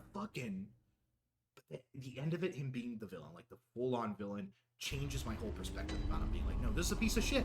This is a piece of shit who has been perpetuating the dream because he has been in service of the moon. He was the secret moon agent. He was the moon agent. He could have been made of cheese and we would have never known. The secret moon agent. I'm gonna get out a whiteboard. The fucking moon agents, man. They were behind it all. Gehrman played me like a fool. But thank God we refused, because if we would have woken up, that means he would have kept praising the moon, repeating the cycle. I was right. I was right. Now the whole process is, like, ending the cycle of violence, beating the shit out of Gehrman, and now, because we ate the umbilical cords, we gave ourselves protection to be under the same influence as the moon presence.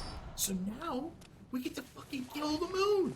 We are the only people who can do it because we have deliberately gone and not averted our eyes to the horrors of Yosuka's clinic, of the birth of how this moon is affecting women and people in general here in Yarnum.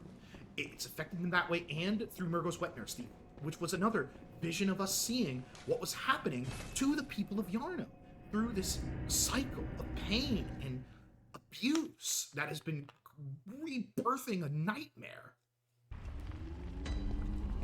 against many people's wills. It's a culmination of everything. This is the best final boss any of these games, bar none. I don't want to hear it. This is so peak. Oh my fucking Christ, man. And now there's a... Okay. Traverse the Nightmare Fog. Fighting Gearman again. No, it's straight to the moon. Okay, yeah. Gearman's dead permanently after we beat him. That's great. Makes things a little easier. You! Okay, no. We gotta lock in. It's the moon! I like how you waited patiently for me. Do you like me or something? The moon! Loving the literary analysis? Yeah, thanks, man. It's like, it's... A lot of people do not, like, I think, look into the writing of these Souls games. There's a lot to that. Thank God it's the moon presence. Yeah, thank Christ. Gearman was a fucking hell of an opponent. And it's actually interesting that the moon presence is like, okay, that automatically puts me at low health. That's fucked up. But it's interesting that it is the moon presence and not Gearman again, because, like, the moon... He no longer has anything to influence. I am the only thing standing in his way of the train continuing, of its reign continuing. You're fucked! You stupid moon! You thought that I would submit? I am a king! You may be a god, but I'm a fucking king, man. You're done. You're nothing. You're nothing to me. Okay, you might be something. You are absolutely fucking nothing to me. You are simply a celestial body to defeat and is standing in my goddamn way. You will do nothing. I hope... Oh, he regained health. You will do nothing but bask in me. We gotta finish this right. Come on then, Moon Presence. I dare you. Yeah, use that blood rain. Do what you think you can. Use whatever attack is in your disposal. This is my time. My reign. And we do it with a boom. Get fucked, Nightmare. Wolvera's in chat, baby. Shredding him to pieces. Yeah, Jacob Geller's Dark Souls 3 video is one of my favorite video essays. These games have a lot going on. They do. They really do. And I like reading the item descriptions. What is a king? What is a god to a king? God damn it. What are you called?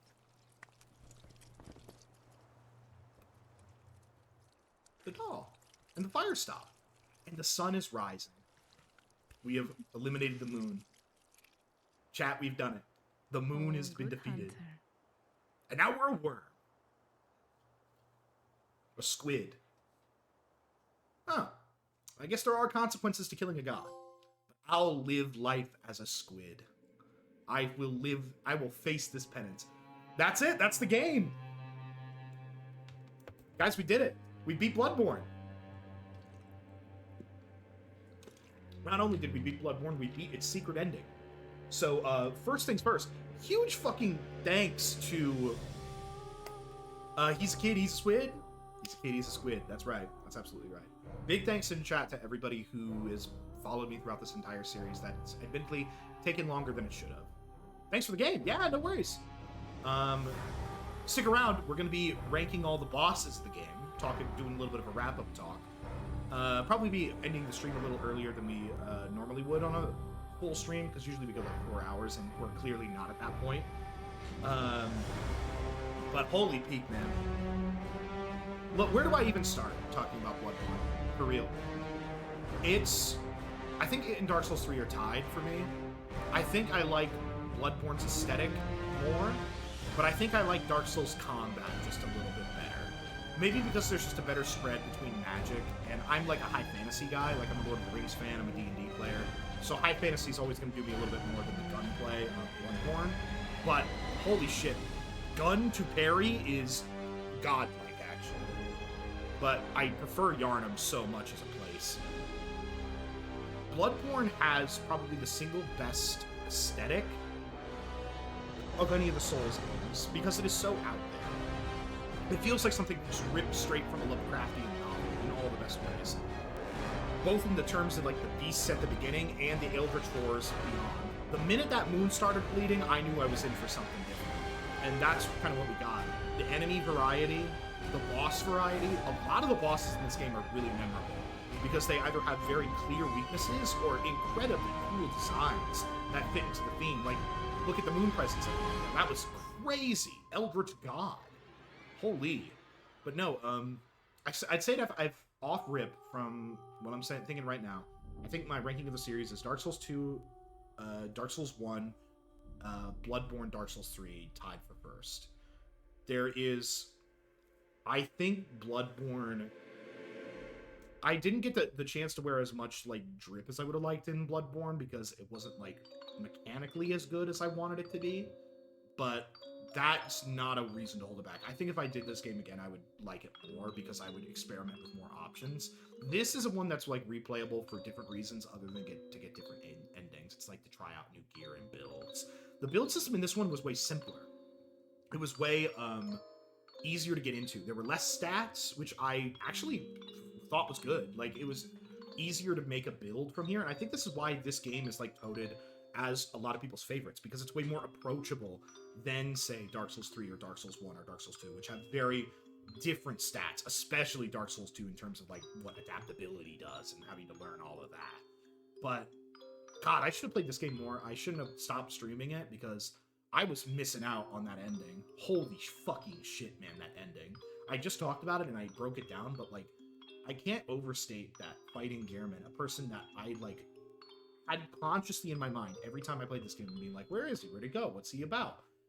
Like, that always was a character that I knew about in terms of like when I was playing through the game. And for him to be the final boss and the moon presence to get revealed and the purpose behind the umbilical cords, I mean, what can I say? That's an amazing way to do a secret boss and a secret ending, essentially.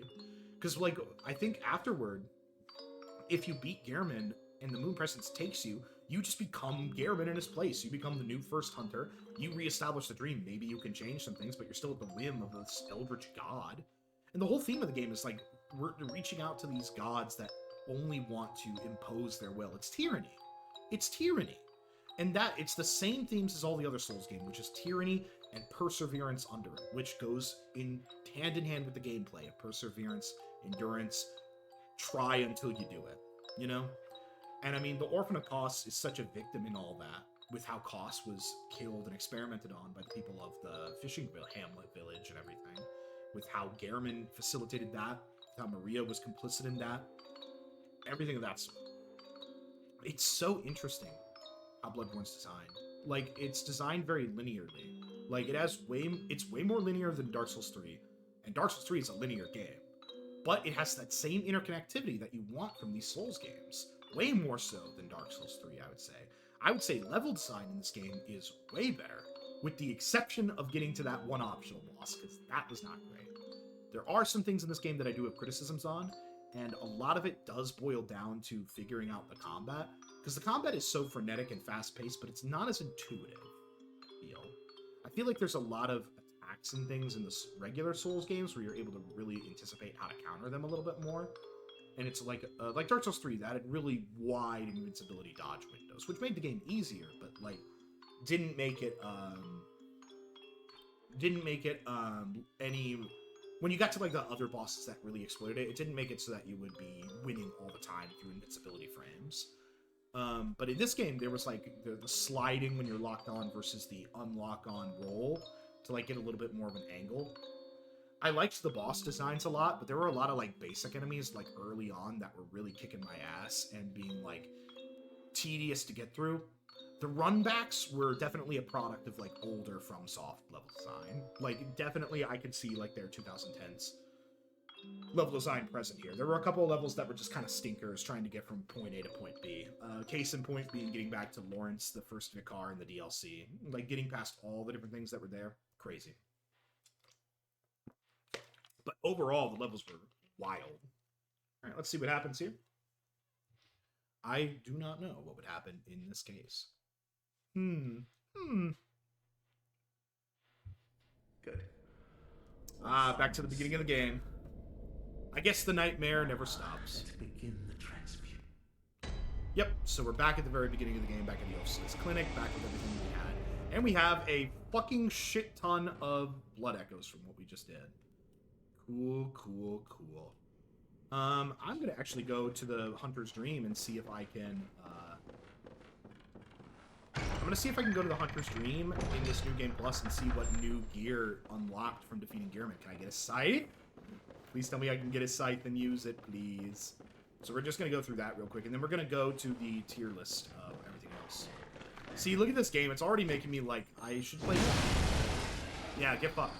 Anyway. Yeah. That's interesting. Yep. Alright, let's see if we can just get out of here and out and about. Just need to get to one lantern. Should be out here, right? I do not know. And then more bullets. Yep. Closed by a device. Yeah, we should be able to get through it because we have all of our items that we had prior. Let's go back through here. Oh yeah, clinic's open now. Yep, because we defeated the moon prior. Makes sense to me. Makes fucking sense to me. Yeah, let's get back to the Hunter's Dream as fast as we can. Do not know. Yeah. We know the drill. We've been through this. I wonder if we lose all of our keys when you start a New Game Plus run. Interesting to think about.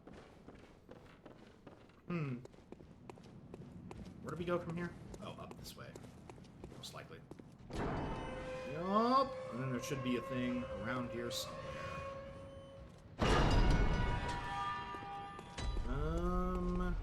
Yeah, it's right up here.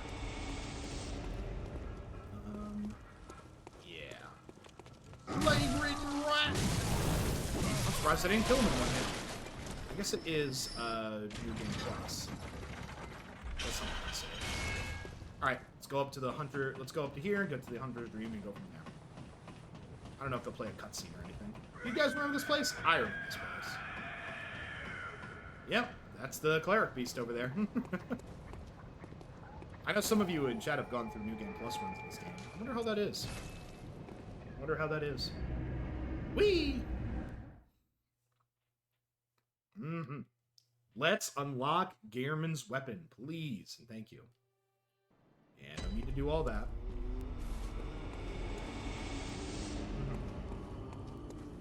We should be able to unlock his gear, too.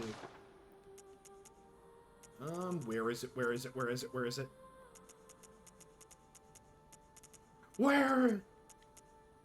that what it is? No, that's the rifle thing. Holy Moonlight Sword, Liquid Holy Blade, Blade of Mercy, Burial Blade.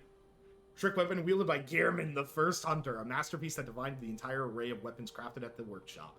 Its blade is forged with ciderite, said to have fallen from the heavens. Moonsteel!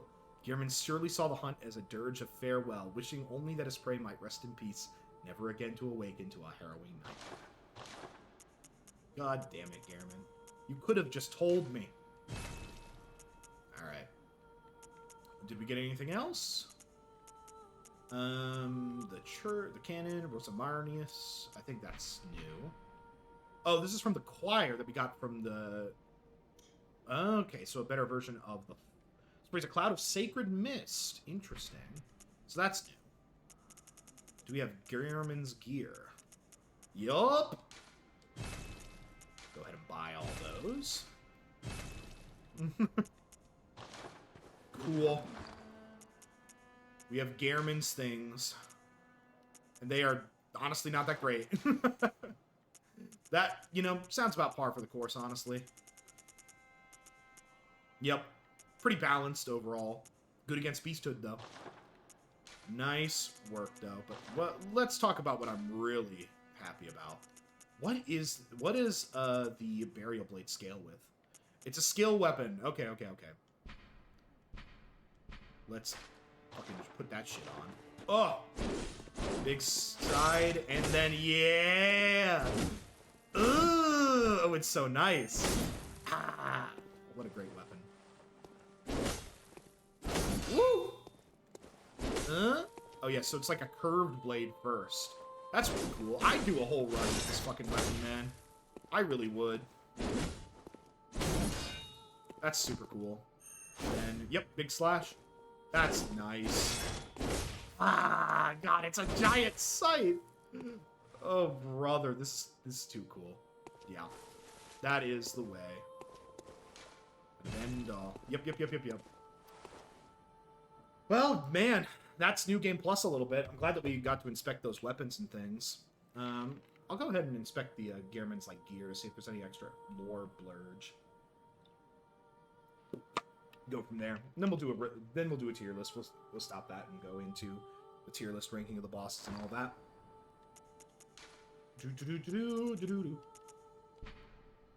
Created before the workshop existed by making adjustments to everyday clothing, and later became the basis for all hunter garb. The hunter's emphasis on engaging beasts with speed, and therefore of selecting lightweight attire, no doubt traces back to Gearman's own combat style. Yep. Sounds about right. Anything more in the insight pool now that we've done all that? I guess there is always the Chalice dungeons, but I'd do that on my own time. I'd probably do that like on my own. So Blood Rocks could always still get. Oh, now it gives you literally like every insight item, or every item that you could possibly need to make the Chalice dungeon. And then Maria's gear, Gascoigne's gear, the Grey Wolf gear. That's all stuff that was there prior, I think. That's nice, man.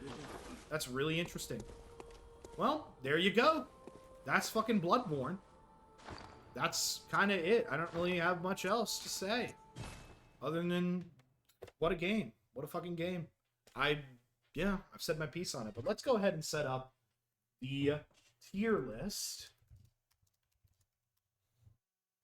Now that we got some time to do so.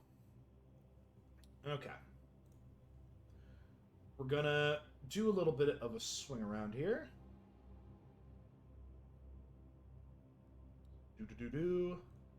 Just checking in with some things here, setting it up, getting onto OBS, all that stuff. We gotta add window capture. God, it's been a while. Yup.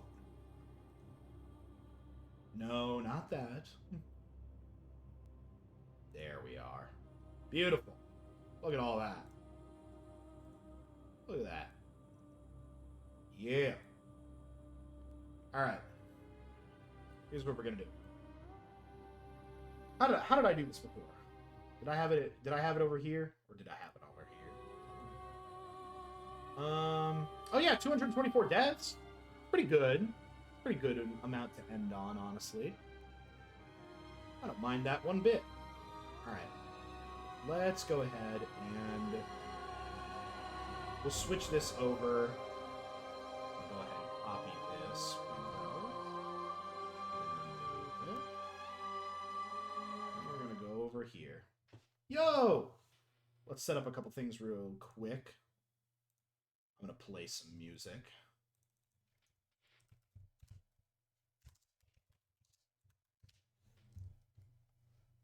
Cool. Yeah, good. Thank you, YouTube ads, for making this as lovely as possible. All right. Here, y'all. You ready to move? Woo! Look at y'all go. Look at y'all go. You guys got a nice little panoramic there for a second. Hi, chat. Good to see you.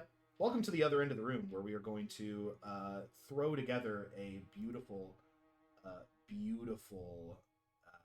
Windows capture thingamajig to get what we want going.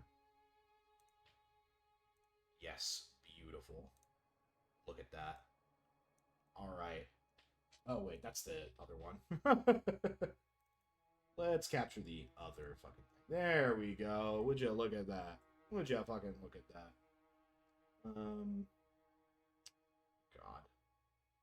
What do I want to do here? You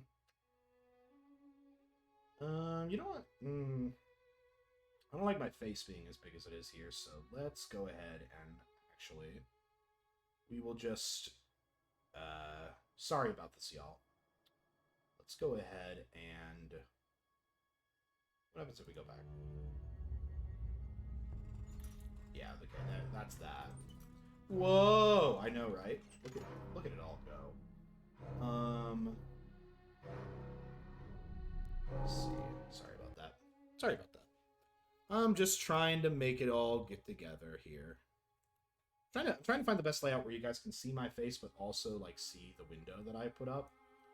Because this is good right here, but you need a little bit more me, you know, like ooh. Let's see. Yeah, it's definitely showing that I haven't been streaming for a while, because you know what? Let's just go back to the window that we were using.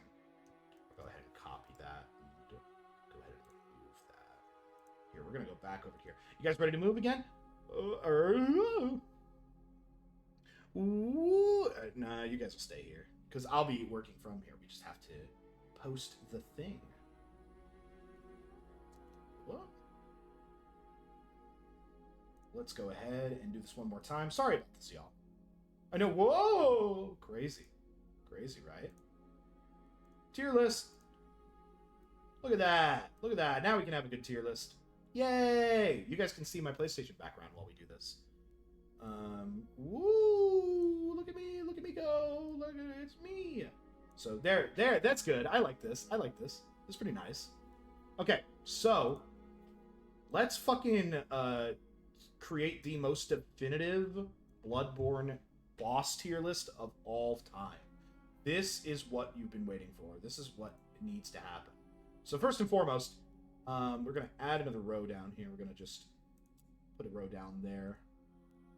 What if it was blue? What if it was purple? Come on, man. There we go. Blue and purple, because those are the colors of the abominations. So, okay, let's get back to what we know. It's cream of the crop tier. That is our S tier. That is our ultimate, this changed my brain chemistry tier. And none of y'all will deny me such that situation. And real quick before we get started, I'm going to just adjust my setup real quick so that I can see y'all. Here, give me just a quick second, y'all. I'm going to adjust my monitor so I can activate my second monitor so that I can observe you guys. I know, you're getting a real wide shot of Matt here. Isn't that what you want? Isn't that what you need? That's what you need. I agree. It was definitely in the cards. Sweet. Look at that. We got it all set up. All right, cream of the crop, best tier, best bosses, the best thing that Bloodborne had to offer. And I'll talk about each of these in length, because I do not skimp on the fucking tier list. Because each one of these bosses is somebody's favorites. Maybe. A tier. A tier is Abomination. This thing, an Abomination, made me feel uncomfortable in a good way. Made me feel like, yes, I truly am in the Bloodborne. I am fighting things beyond all possible fucking fathoming. It was either super highly memorable boss, but ones that weren't exactly like alter brain chemistry levels. Really, really good. Not like the craziest of it. Badass. Fucking Devil May Cry style selection tier creation. Badass bosses were ones that I was like, oh yeah, these are great. These are great bosses that I would fight again. I'm cool with them. They are real interesting, either through their design or their level, but they're not like anything that's like ultra memorable or anything that I haven't seen before, which is like fair enough. I mean, it's a boss that's basically like middle of the road, but good, but a little bit better than their predecessors. True middle of the road, though, is the unfortunate C tier, which I call the Cull Immediately. This is one that I have no thoughts. I go hunter brain empty, and I kill, and I'm done. basically do not engage with them, don't think about them. It's just, they're there, they were okay. Maybe their level design or their boss design wasn't anything crazy or anything special, or it had a really annoying thing that set it apart to make it, like, prevent it from being something better. D tier is destitute. Kill it with fire, essentially. Basically, I either was greatly disturbed by this boss in a bad way, or I really just hated, did not like or enjoy anything that was going on with it. It was either lacking, or it could have been too easy, or a bunch of other different factors that are like, it's not even middling of the road. It's just like, why is it even here? I don't like it. I don't like whatever mechanic was around it. And finally, we have our beautiful F tier, which is forget about it. Forget about it. It's forget about it tier. Basically, not worth remembering at all. I probably already forgot what that fight was like. Really terrible, or just had a gimmick that I didn't vibe with at all. Like, I would just, I hated it. And to start things off, Mikolash goes in forget about it tier. What a fucking idiot. That guy sucked. That boss fight is terrible. You chase him down corridors in this nightmare realm that had the entirety of that nightmare realm that Mikolash is in, by the way, worst area in the game, in my opinion, only because the frenzy mechanic is way more punishing than it should be. I only found out last stream that the frenzy mechanic is to encourage stealth, but getting to that area first was so fucking dumb, because I had to just out vitality the frenzy damage to get forward. And if I was a low vitality build, that could have been really terrible. That could have been really awful. But Mikolash's boss fight himself, it was chasing him to 2 rooms and then beating the fucking shit out of him while his minions tried to stop me. He was really just annoying. And then he had ridiculous damage for some reason when you got to him with the tentacle attacks and magic arcane bullshit.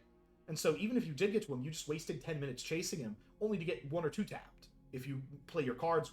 He's not the card, but like he's annoying as fuck, and he's a gimmick boss, and I don't want to remember him ever again. Just above him is the Living Failures.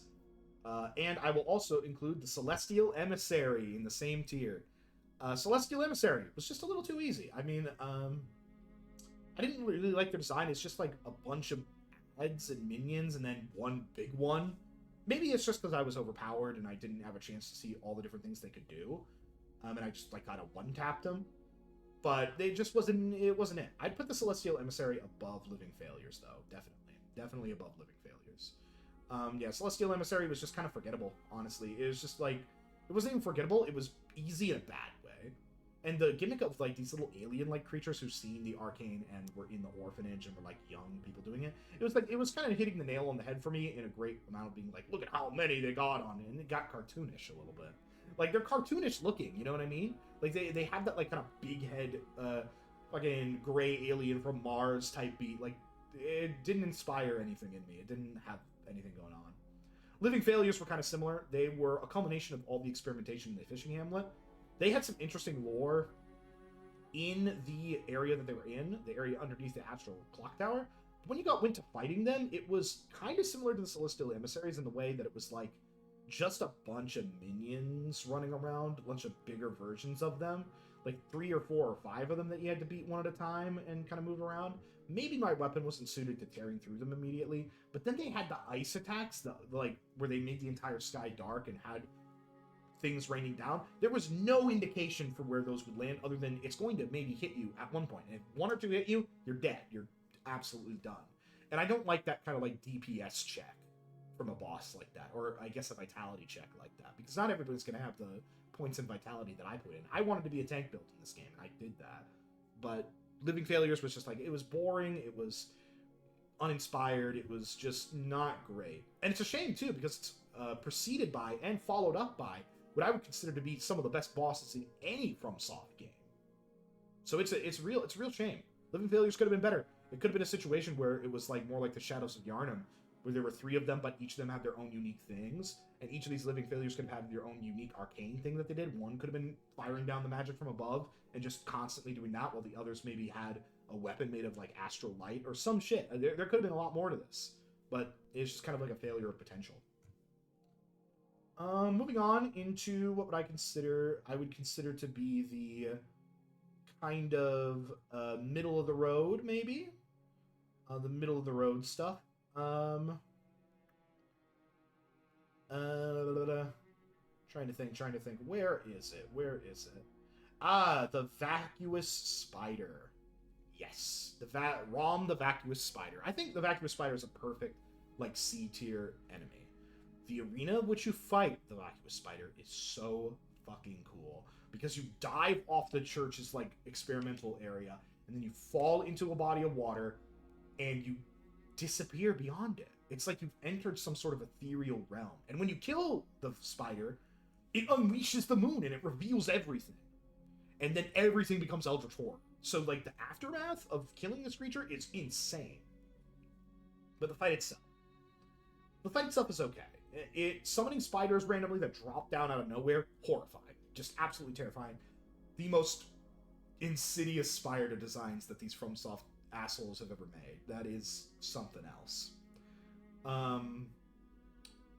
But yeah, no, like the vacuous spider was kind of like a pushover itself. It just used the spider ads to defend itself, and then it cast down the magic from above, which was done better than Living Failures, but it was still that kind of same vein of unfortunate kind of design that I didn't enjoy personally, because it was hard to predict when the ice was coming down, especially with all the spiders you're trying to deal with.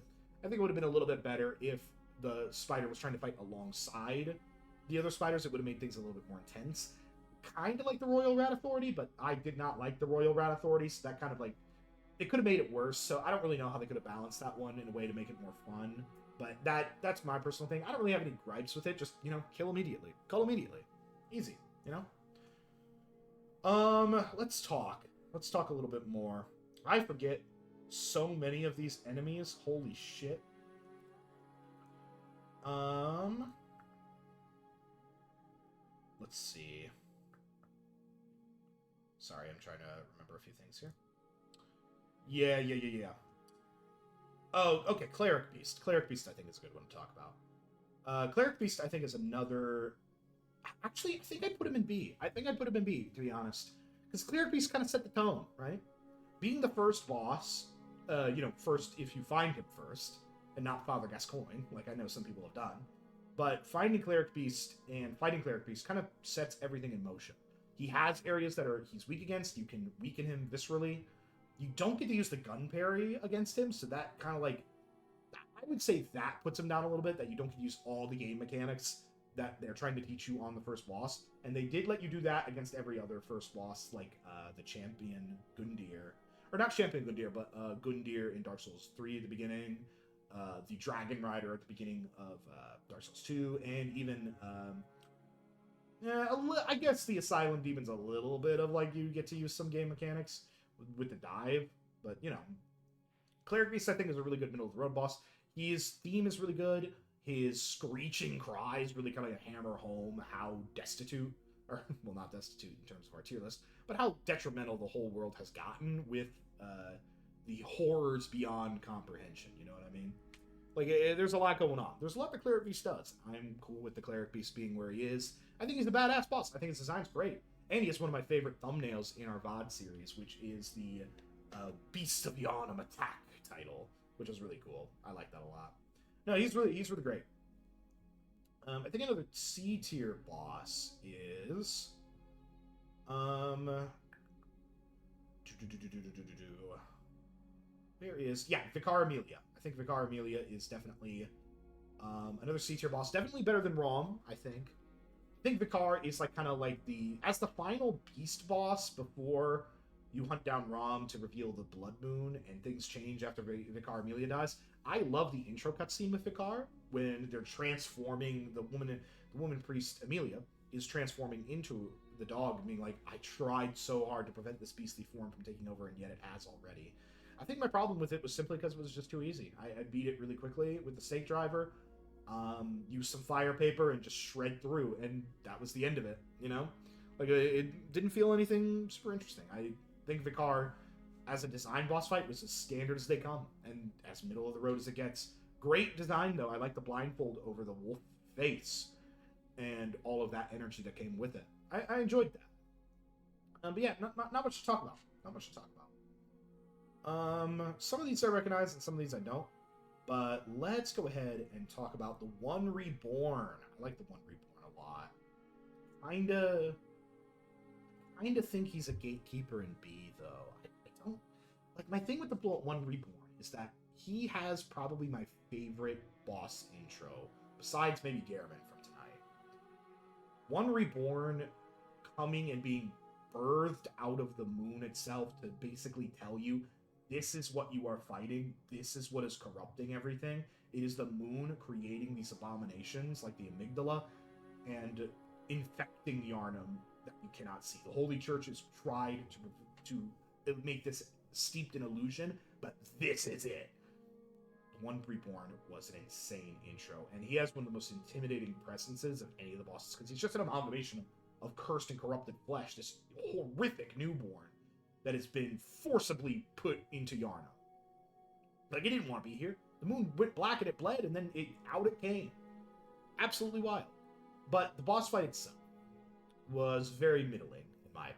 I did not like the huge amounts of, like, ooze and stuff that made, like, the hazardous realm around. I learned later that you can go up the parapets to kill the witches that are using fire against you from there. Didn't realize that at the time, so I was fighting it while dodging fire. I thought it was summoning them, or it had minions that were unreachable. Similar to how the Gaping Dragon, as we talked about in Dark Souls 1, had those sorcerer allies that you have to go up and find and kill first before you really take on that boss, if you want to make it easier. But, like, yeah, the One Reborn has one of the best aesthetics and is thematically so cool, but its boss fight holds it up a little bit. The nature of its boss fight holds it back a little bit. Wasn't too hard, wasn't anything super crazy, but definitely badass. That intro cutscene does so much for it. Does so much for it. Ebrietas, somebody that we fought and killed today. I would also put in B tier. I'd probably put them above the Cleric Beast, but below the One Reborn. Ebrietas, Daughter of the Cosmos, really cool. The design-wise is almost like angelic, like this creature from space that is almost like an angel. It has a lot of similarities to the Moon Presence, actually. There's a lot of similarities to the Moon Presence, and look now that I think about it. It's almost like one of the amygdala heads has been split open, and now you can see all the eyes inside the brain. God, it's just really well designed visually. I think visually it's really cool. Boss by itself, it's not great. Same case as the One Reborn. A lot of, like, sticking to it like glue, and it had the charge attack, the slam down. The head being the weak point was interesting, but it had the tentacles just had such a wide range, and it could turn so fast. It made me feel like I was constantly on the run against it instead of, like, the careful back and forth that you sometimes get with some of the other bosses in this game. Like, I'd say Cleric Beast and Vicar Amelia, there's a careful back and forth between them. But with Ebrietas, it's like, I just gotta wait until she's done with her thing, and I gotta really hope that I'm not gonna get clipped, and a bunch of other stuff. It wasn't as hard, but it did a fuck ton. She did a fuck ton of damage, and was really crazy on the overall. And I liked the boss arena. The Altar of Despair was really cool. I liked that area a lot. So there are some good things here. It's just not anything too crazy. Better than average, though. Better than average. Lawrence, the first Vicar. Fire version of Cleric Beast. I think he's mid, to be honest. I don't like reskins of bosses. I do not like reskins of bosses. He is Fire Cleric Beast, and that is it. And his runback sucks.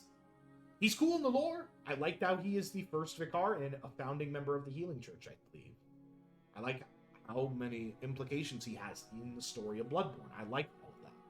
However, not really a fan of the reskin. He loses his legs halfway during the fight. Then you're fighting a lava version of him that's like closing in. AoE stuff. It's not that great. Kill immediately. Try to get done with him. I can see people even skipping that boss for just like how egregious it might be as a reskin. But, you know, you do what you do. You do what you do. The Witch of Hemwick and her shadow demons. She's probably I would say she's destitute, and definitely the guardian of the destitute tier.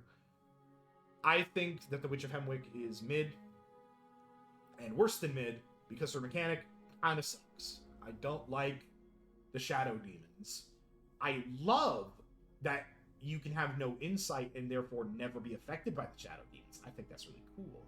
But I think 99.9% of players won't know that, like me. So I have to constantly deal with the shadow demons and the witches who are invisible constantly. I have to keep chasing them down. Anytime I have to do chores during a boss fight that's more than the boss fight itself, I get a little pissed. I don't like doing that. I like it when it's just a straight up 1v1. You give me the information of the boss fight, I will react to that information and learn from it and learn how to overcome it. If there is stuff that I cannot control, I have a much harder time with it. It felt like in that instance that I could not control the amount of shadow demons that were spawning as much as I would like, because especially when the second one spawned, there was always going to be one or two. So it made the situation, it wasn't a hard boss fight. I in fact was able to get a lot of visceral attacks on the witches there. I might put them up in C tier because I actually did well against them and I learned a lot of info. I learned a lot of info against the witches. I can't get too mad at them for that reason. It did help me learn a part of the game with insight. So I'll give them that. They'll probably at the very bottom of C, though. Definitely at the bottom of C tier. All right. Let's talk a little bit more about Father Gascoigne, our first A tier, for sure. Father Gascoigne, first human opponent, boss. Really fucking cool. He did we wore his gear for like a long ass time, but he did everything that I wanted from this game. The fast-paced action I liked fighting the beasts, but I think when I fought the hunter enemies is when I really loved the combat, because it felt more of like that usual Dark Souls back and forth, that Soulsborne back and forth, but it was with human opponents, so they had all the same tools that I had.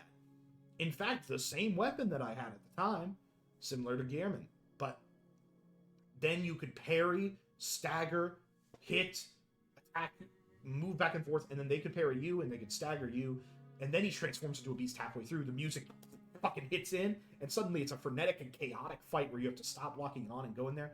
I love how they combined both. They combined both in a fight to teach you, this is how you fight humans, this is how you fight beasts, learn how to do both or perish. And I was a big fan of that. I was a huge fan of how Father Gascoigne was handled. I think his theme is great too. I think he's just a crazy opponent to have as your second boss, really. That's what I consider Father Gascoigne more of a first boss than the Cleric Beast, because he teaches more in-game mechanics. His arena's a little bit more condensed, so you have to learn how to use the lock-on slide movement a lot more, as opposed to you didn't have to lock onto the Cleric Beast to really beat him.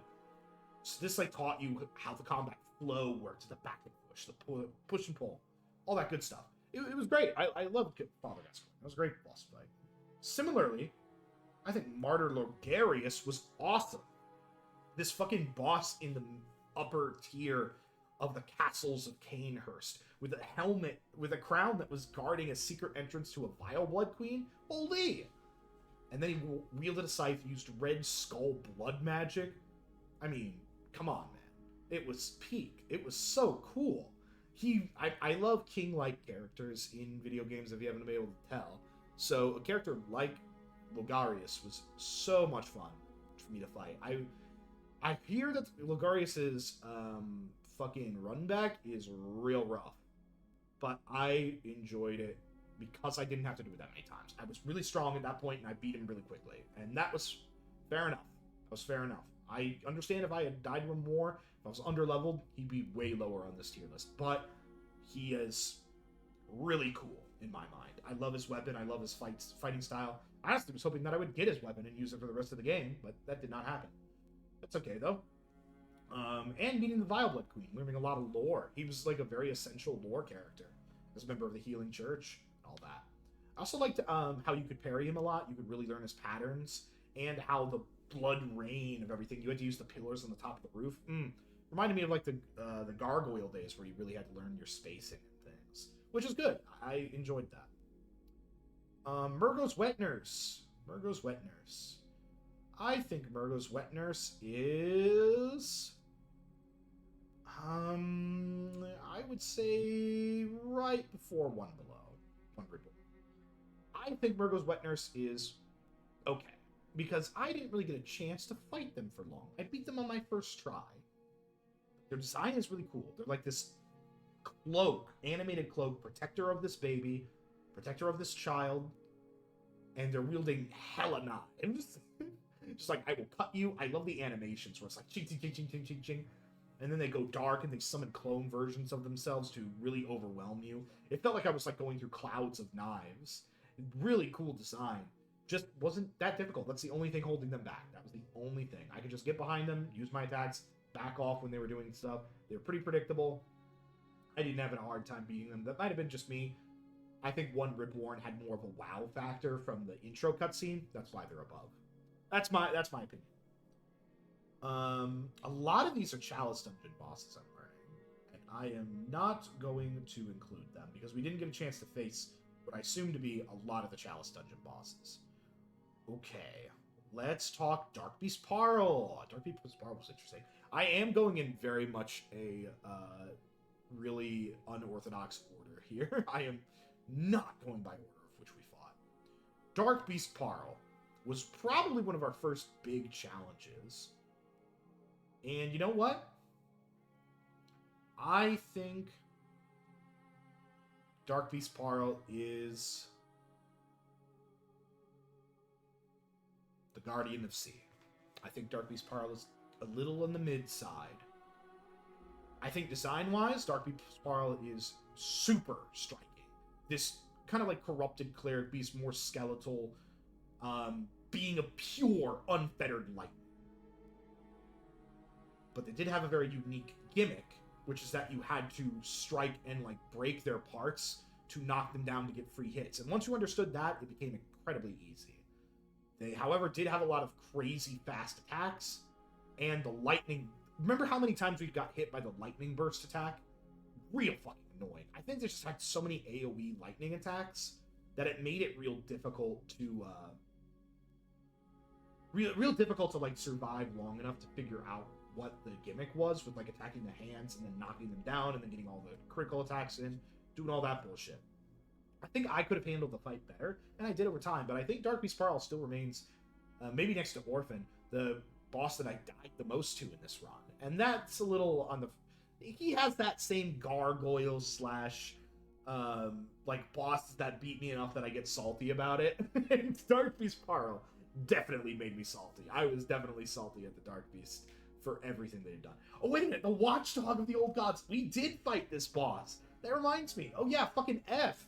Fucking get that bullshit out of here. I fought him so underleveled, but holy shit. It was just a version of Vicar Amelia, but it was like that dog that kept jumping at us and killing us. We died to that the most. I just realized what that was. That's hilarious. Oh, yeah. A fucking Undead Giant, too. Undead Giant is probably... it's probably D tier. I mean, the Undead Giant was just a big dude that we were underleveled to fight, and we kept trying to fight him. And we'd get one-tapped, even if we played flawlessly. Those are only down there because of I was underleveled for both. I tried to stubbornly fight them, and then I got killed and I got mad about it. That is the only reason for that. I think we fought some other... The Merciless Watcher. Those were the 3 bosses from down below. Also F tier. Definitely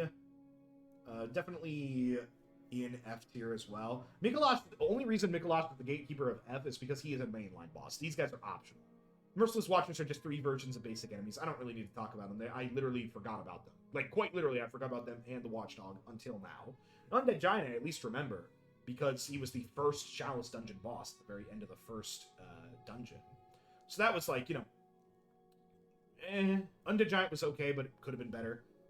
Could have been better as in less damage to actually implement me into the Chalice Dungeons instead of forcing me to level up to fight him. Yeah, yeah. Yeah, not gonna talk too much. Watchdog of the Old Gods, fuck it, of the Old Lords, fuck him and his family, get him out of here. But, you know. Let's talk about some good things. Let's see. Yeah, all the remainders here are really good, but let's talk about Amygdala first.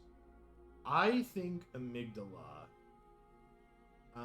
the fucking Amygdala, is probably in B tier. I'm comfortable putting it right there. I think Amygdala is really interesting because it is the first presence that we see in the game. When you try and go into the under area beyond where you fought the 2 hunters with the Tonitrus and other weapon, you remember that area where you go down and you see the altar room, and then if you go up close to the door, you get captured, and you see the amygdala as it catches you and kills you instantly. That amygdala is like your intro into the eldritch horror aspect of the game. It's a clue. It's a clue you win. And then eventually you do get to fight it. And when you do get to fight it, you realize this creature is really weird. It has huge, crazy, fuck you lasers, and its design is creepy as hell, with the caged eye collection and the multiple limbs, and the constant, like not even like bestial movements, it's like just inhuman. This thing is an alien. It is a servant of the moon, and it wants to kill you. It could have been like a mutated form of somebody who's seen too much, but it's like they're the ones infesting Yharnam. They are part of the infestation. It's like an eldritch cockroach. And being an eldritch cockroach, you know, like, fair enough, you know. It's what it is. But it's interesting in that way. Congrats on beating the video game. Thank you, E12. I really appreciate it. Game is good. Bloodborne good. Bloodborne good. But Amygdala, I liked Amygdala a lot. I liked the boss fight a lot. The weak point and learning how to hit the weak point at the right times was really cool. And I think this is the first boss I was like, okay, we gotta not log on to it so that we can get our licks in at the right time. And that was interesting. He just doesn't have anything more. I wish he had more moves, honestly. Like that's part of my gripe with him. I wish he had more. And that's a good problem to have. That's why I put him where he is. I think all of like the easy, quote unquote easy Eldritch bosses, like One Reborn, Burgos Wet Nurse, and Amygdala, and Ebrietas, are in a good spot. I like where they are. Blood-Starved Beast. Oh god, it's been so long since I thought about Blood-Starved Beast. For good fucking reason. Holy. I think this is actually the boss that killed us the most. And I think it's D tier, and I'll tell you why. Blood-Starved Beast is the third boss in the game, following Father Gascoigne. After a hell of a long trek through Yharnam, you get to the underground altar with this. You can summon your first ally against him. My fucking god, man. It might have been me using the Kirk hammer at that point in time and not being good with the weapon. I had such a hard time fighting the Blood-Starved Beast. I think it's because he was more aggressive than a lot of the other bosses. I think if I fought him now, I'd be fine. But he has that level of aggression, and then he has the poison mechanic. He is the poison boss. And the poison mechanic is bad. I'll give Souls a lot of praise, but I do not like poison and how they treat it. Because antidotes, having to carry around antidotes, having to buy antidotes, having to kind of like re-farm blood vials to farm for this guy because you burn through so many because you get poisoned, and then you have to deal with him during that second phase, and if you get near him, poison slow builds up. It's just, it's a lot of stuff. Ordinarily, I would think he would be a good C tier, like Dark Beast Sparrow. But no, he's just kind of like down in that lower realm because he has just a frustrating gimmick. In my mind. In my mind, it's a frustrating gimmick. And that's kind of my feelings on that. Alright, though. Moving on. Let's move on. I'm glad that this will be recorded onto the VOD, too. I'm glad that people will get an opportunity to see this. Because I want them to know. I want them to know my thoughts and or feelings on this situation. So, from here, let's talk about... God, there's a lot of good ones left. The Shadow of Yharnam. Shadows of Yharnam, ladies and gentlemen, they're cream of the crop, baby. They are cream of the fucking crop. I am a sucker for some Nazgul. Nazgul, Witch King of Anma, Lord of the Rings bullshit. I am a huge fan of the Shadows of Yharnam because they are literally Nazgul snake people. That is my aesthetic, baby. That shit's me. That shit's my fucking aesthetic right there. Shadows of Yharnam are my goddamn aesthetic, and I'm proud to hold that aesthetic in high esteem in my mind. 3 different enemies, all unique movesets.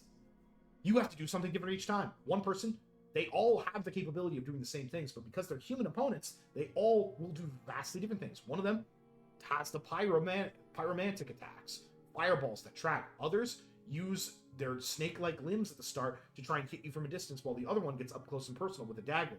So you're constantly having to juggling someone who's on the short range, mid range, and long range at the same time in a large arena where you can manage that if you're smart enough. If you're skilled enough and think about it, you can focus one down, kill it, and then start getting on to the next ones. Like, I think my strategy with the stake driver was getting in on the long range one first and working my way down. But it was such a cool fight because it was so balanced in a way. And then their their round 2, essentially, was them gaining extra range on all of their physical attacks, making it a little harder for me to close in on them. All of them, too. They all gained that. So it allowed them to constantly keep aggression, but gain defense. So there was such a balance and a back and forth. And I've already told you guys that I love human boss fights. I love the 1v1s, and this one ordinarily would be a gank fight that I would hate. Similar to the Dark Souls 2 gank boss fight where there were multiple human enemies with multiple different movesets that I hated because there was no counterplay. It was just like, you gotta seclude one down and beat him that way. That's it. In this one, each one had counterplay. You could use your bullets against the short range guys to stagger him, do a visceral attack, and while he's on the ground, go after the others. Against the long range one, you dodge through his fire, and you get a few hits on him while he's recovering. Against the mid range one, you wait until he's done with his long range attack, and then you strike back. There was counterplay. There was a back and forth, a push and pull, and actual, like, interesting things going on in this fight that just kept skating and building and building. And they were really cool guardians of Bergenworth, too, after fighting through the areas with all the serpents and snakes. So it fit my aesthetic, and it was really fun. I think the Shadows of Yharnam are one of my favorite bosses in this game. I think one of the greatest bosses in this game, though, is Ludwig. Now, I'm putting Ludwig in A tier. Why am I putting Ludwig in A tier? Very simple. Ludwig's first phase is okay. Ludwig's second phase is godlike. It's godlike. Ludwig's first phase, he is this horse demon beast, highly fucking hyper-aggressive. First boss of the DLC, really fucking beats the shit out of you and says, "You're in the goddamn DLC, buddy. You better be high level for this bullshit. New game plus my ass." Like, he's crazy. It's a crazy boss fight for that regard. And I love how he's the first one. He sets a great tone. But as I fought him over and over and over and died over and over, that first phase was just so detrimental. The dash attack that he did from the release, you have to recognize the release of steam from his breath, or the release of like a putrid breath before he charges, and that charge taking out 90% of your health if you get hit by it, get clipped by it. Again, another boss you had to learn to like unlock onto to really fight properly. And that's like, it didn't piss me off at all, but it was like definitely the apex of beast fights where it was difficult. Difficult in kind of like a bad way, because it was very unpredictable movements. It was like a lot of dashing and instantaneous charge attacks. My favorite attack from that phase is when he leaped up into the air and you could see little drips of blood from where he was maybe hanging on the ceiling before he drops back down to hit you.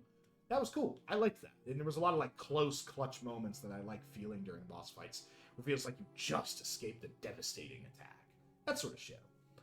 But that second phase, oh my god, my guiding moonlight. He takes out the moonlight goddamn greatsword, man. I'm just sitting here thinking about it. It's really fucking good.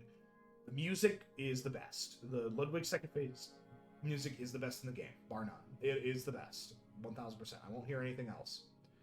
Ludwig is... The Holy Blade music was just absolutely holy peak. I loved every minute of that second phase, and I know it would not work. It's not fitting into what they were trying to say, which was, this is the Moonlight Sword calling out to him. This is his guiding light.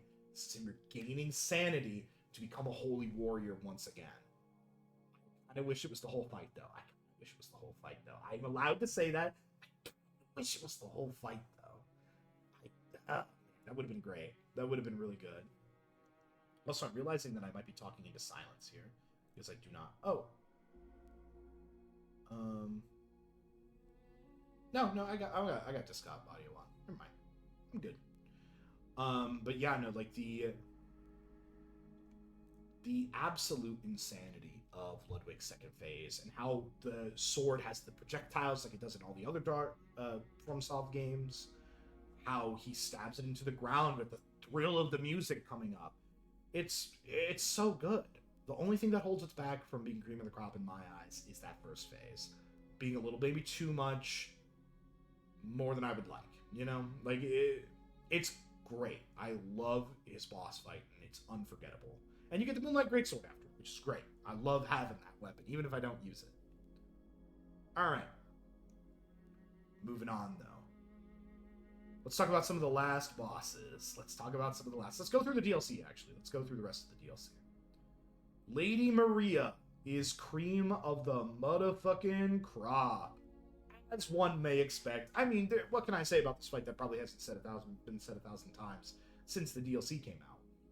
I mean, Lady Maria the Astral Clock Tower was built up throughout the entire very labyrinthian area you went through, of how she was responsible for a lot of this experimentation. And then you get to her, and she's the doll, made the hunt, what the doll was based on, who she is. She pulls out that motherfucking twin blade, breaks it into 2 swords, and says, "We're fighting here. It's a 1v1. You beat me or die." It is everything I love about the Bloodborne combat distilled into one single fight. Incredibly fast attacks that are telegraphed in a way that makes sense. Parryable strikes from Lady Maria where you can get counterplay in. Multiple phases where things change drastically, where she gains an enormous amount of reach by sticking the blades in her and creating the blood swords, and then adding flames on top of that to make them more lingering, so your dodge timing is fucked up just a little, just enough for you to really reconsider.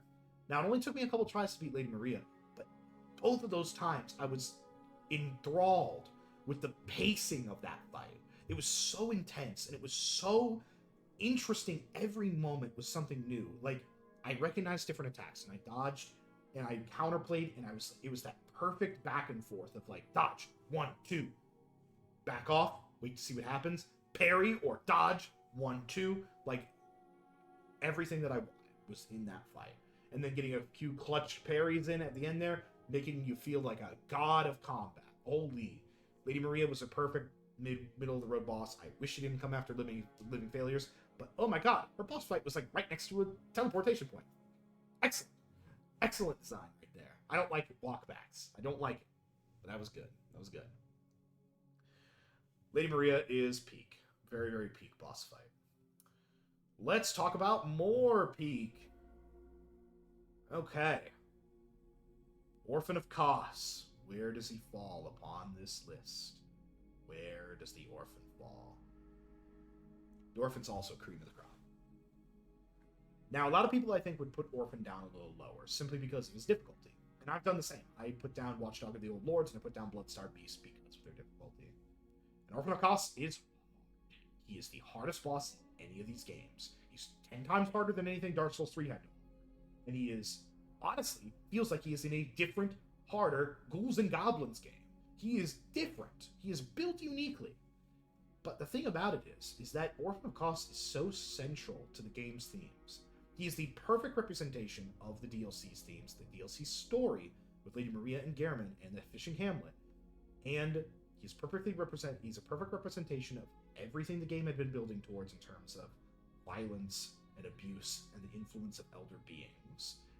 It was super interesting that there was an eldritch entity that was maybe could have been as corruptive as the moon, but the fact that it was abused to the point where it was at, yeah, if I was the orphan, I'd go swinging too on the first hunter I saw. Holy shit. And to think how powerful Kos could be if he was allowed to, like, grow. He could have been as bad or worse than the moon presence based on the abuse that was done to his parent. Honestly, we're saving billions by fucking killing him as we did. There is a lot with the Orphan of Kos that I think combat-wise, when you start to get it against the Orphan, I didn't learn all the parries. I didn't learn all the backstab. I learned what I needed to learn. And that was the important part. I learned what I needed to learn. I learned what I needed to learn against the Orphan because it was essential. The Orphan did more damage than any other boss. The Orphan was faster and more aggressive than any other boss. The Orphan had more delays on their attacks than any other boss. But the Orphan had the most telegraphed ways of his attacks than any other boss. The Orphan telegraphs his attacks at a time. Only one maybe during his first phase where he does a quick swipe of the placenta. But you can tell he does a little roar before he does a combo. He like wields his thing back when he's about to use it like on its string. Using the fucking umbilical cord, for the record. Second phase, though, incredible aggression, damage about all. That feels like you were praying to the gods themselves to land just one measly hit. And thank God we are the build that we were, because we had the offense to be able to do it. And we did. We managed to beat the Orphan of Kos through sheer effort. And the fact that it's the quintessential thing of, like, it's the hardest boss of all time in these games, and he is there for a reason. He's there to teach you about yourself, about what you can do. I will say, upon reflection, I probably like him a little less than the Shadows of Yharnam simply because of that difficulty. But I think that putting him outside of Cream of the Crop is a disservice for what they are trying to do with such a difficult boss. Because it was hard, the reward was that much higher. You know? And that's worth praising, in my opinion. All right, last two. Let's talk about each in turn. Gehrman the First Hunter is my favorite boss in Bloodborne. He is my favorite boss, and I talked about it during. Gehrman is the culmination of the entire game's story. He is the perfect final boss for that story, because he represents the misogynistic violence against women that has been done across the entirety of Bloodborne's narrative.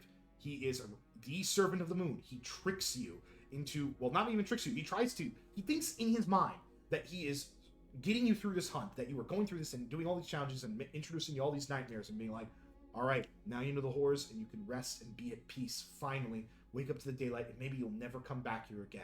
Because I abused you through all these horrors, you should thank me.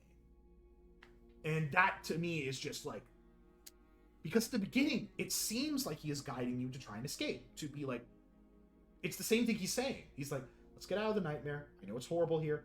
You gotta survive. You gotta fight these beasts, man. You gotta do it. You just have to. You are a hunter. That is what you were designed here to do. My doll's gonna help you out here. I have all the hunter streams set up to help you go as many times as you need, buy what you need, change your gear. My house is your house. Like, it makes you feel welcomed. And that's how he gets you. He makes you feel like you're super welcome there. But then you realize that by seeing everything, little by little, seeing his influence on Maria and the fishing hamlet in the DLC, seeing the Canehurst and everything that was happening over there, the holy church that he helped build, and all of the people of Yharnam in constant horror, and that he invited this horror by allowing himself to become a servant of the Moon Presence. He is throwing hunters at the problem, hoping that they'll fix it just for the hunters to be at rest. Instead of all the innocent lives that could be freed by the nightmare by it ending, by fighting back against the moon, he rolled over and was like, there's just too much horror, I can't deal with it, I'm mentally escaping. And that makes him the perfect villain for this, because he keeps things cyclical, like the goddamn moon. The moon is cyclical because it goes in cycles. Oh, this game's writing. Oh, fuck me. Oh, my God. Yeah, no, it's... Gehrman is the perfect final boss for this game. He is the... Gwyn was a good final boss, building up that he is the Lord of Light and he caused everything. And it's similar in a lot of Dark Souls games. The final boss are the ones who caused everything. They are the ones who caused the world to be as destitute and terrible as it is. That's a theme that FromSoft likes to do. They like that, and it's a good theme. It's really good. But, like, there's always the underlying theme in these games of, like, you are the force of change. You are breaking the cycle by persevering and overcoming. There has never been a final boss in any of these other games that I think, in the Soul of Cinder's case and in Gwyn's case, they were the cause. Gehrman is the effect. The Moon Presence would be considered the cause. And if it was just the Moon Presence, I would have been happy. That would have been still a good boss. Good final boss on the same tier, you know? But the fucking level of how Gehrman is the effect. He is perpetuating the cycle and is the effect of the moon overwhelming somebody. He is everything you're fighting. The corruption, the search for knowledge, the lie that they tell themselves to try and find peace. It's constant. I will praise Gehrman till the day I die. He is, I think, the best case of the final boss here, because of everything that he has done and everything that he tricked you to do. And it wasn't even tricking you. It was simply guiding you along a path that he thought was right, that you only realize by seeing all of the horrors he sets you on. You realize it by going to Iovska's clinic and seeing the experimentation. You realize it by seeing one of your friends, the people that you invited into the cathedral for safety, give birth to this horrible thing that he invited by allowing the moon to be as abusive as it is to everyone. And then you fight him in an epic showdown on a flower field in the Hunter's Dream, where he wields a giant fucking scythe and says, now Gehrman joins the hunt. This is a little bit of recency bias, yeah, but I honestly think Gehrman is my favorite boss that I have fought and thought about in this entire Souls series. I've loved a lot of fucking Souls bosses, guys, but Gehrman is just insanity in how well it's written. Moon Presence. We've talked a lot. The Moon Presence I am putting at the bottom of A. Now, minions, we must steal the moon is a great meme, and I enjoy that we got to enact it, and I was hoping that we could attack and dethrone the secret boss of the moon. I was hoping that, originally going through the game, I thought the moon was going to be the final boss. The one Reborn hinted at it.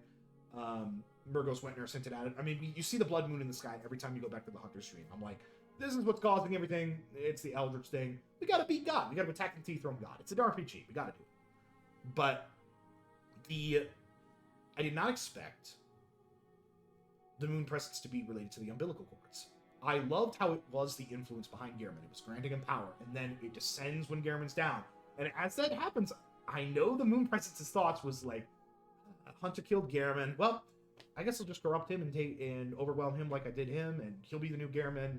Dream will perpetuate. I still get my bag. And then the moon hugs you, and you're like, and it's like, oh wait, he's done too much. He's seen too much. And the moon can't corrupt you because the umbilical cords. One of my favorite moments in the game of it just being like, whoa, what the fuck? My only issue with the Moon Presence is that it's too easy. That's literally probably my only complaint. It is too easy. It is a secret fucking boss on the level of Aldia. When you beat Gehrman, you get the chance to fight it again. You should get to get your ass beat by the moon. It is a god, but it's kind of weak. And that's fair. Crazy cool design, though. I love how thin it is. Like, it's almost like skeletal with the flowing back tendrils. But yeah, no. Killing the Nightmare. It's as good as you can get at the end of this game. But there, we didn't face any of the other Chalice dungeon bosses that I assume those are down at the bottom. But these are the bosses we fought, and this is the ranking tier list that I give them. I think this is more than fair for what we were trying to do, and a very good assessment of this game. Holy shit, Bloodborne is peak. And people have been saying for a while, but now I get it. I really do get it. What a great game. I'm a big fan. But yeah, all that said and done. Guys, I want to really thank you for being here tonight, for watching me play this game multiple times throughout many hiatuses. With this game done, I am filled with a motivation to play Elden Ring that I've been trying to play since 2021. It's been 4 years. The game has come out and gone by this point. Have a good night? Yes, I will. But no, I must play Elden Ring. And we will play Elden Ring. Not this Sunday, but the next. I'm going to try and do some things to make the stream even better by then. Maybe even get some emotes under the bell. We'll see, though. For those of you in my Discord, this tier list will be posted here as soon as the stream ends. The VOD will probably go up tomorrow or Saturday. We might stream on Saturday, depending on what happens on that day. Saturday evening, I would expect either a Disco Elysium stream or a Hades stream. I think Hades would be a good pick. Do you guys think Hades would be a good pick? I think Hades would be a good pick. But either way, we'll see what that does later. I want to thank you, everybody, once again. I want you all to have an excellent night. Remember to always bathe in blood. Elden Ring is going to be so fun, guys. I'm really going to enjoy it. This is going to be great. But have a good night, everybody. Finish the rest of your week strong. Fight on. All that good stuff. I'll see you later.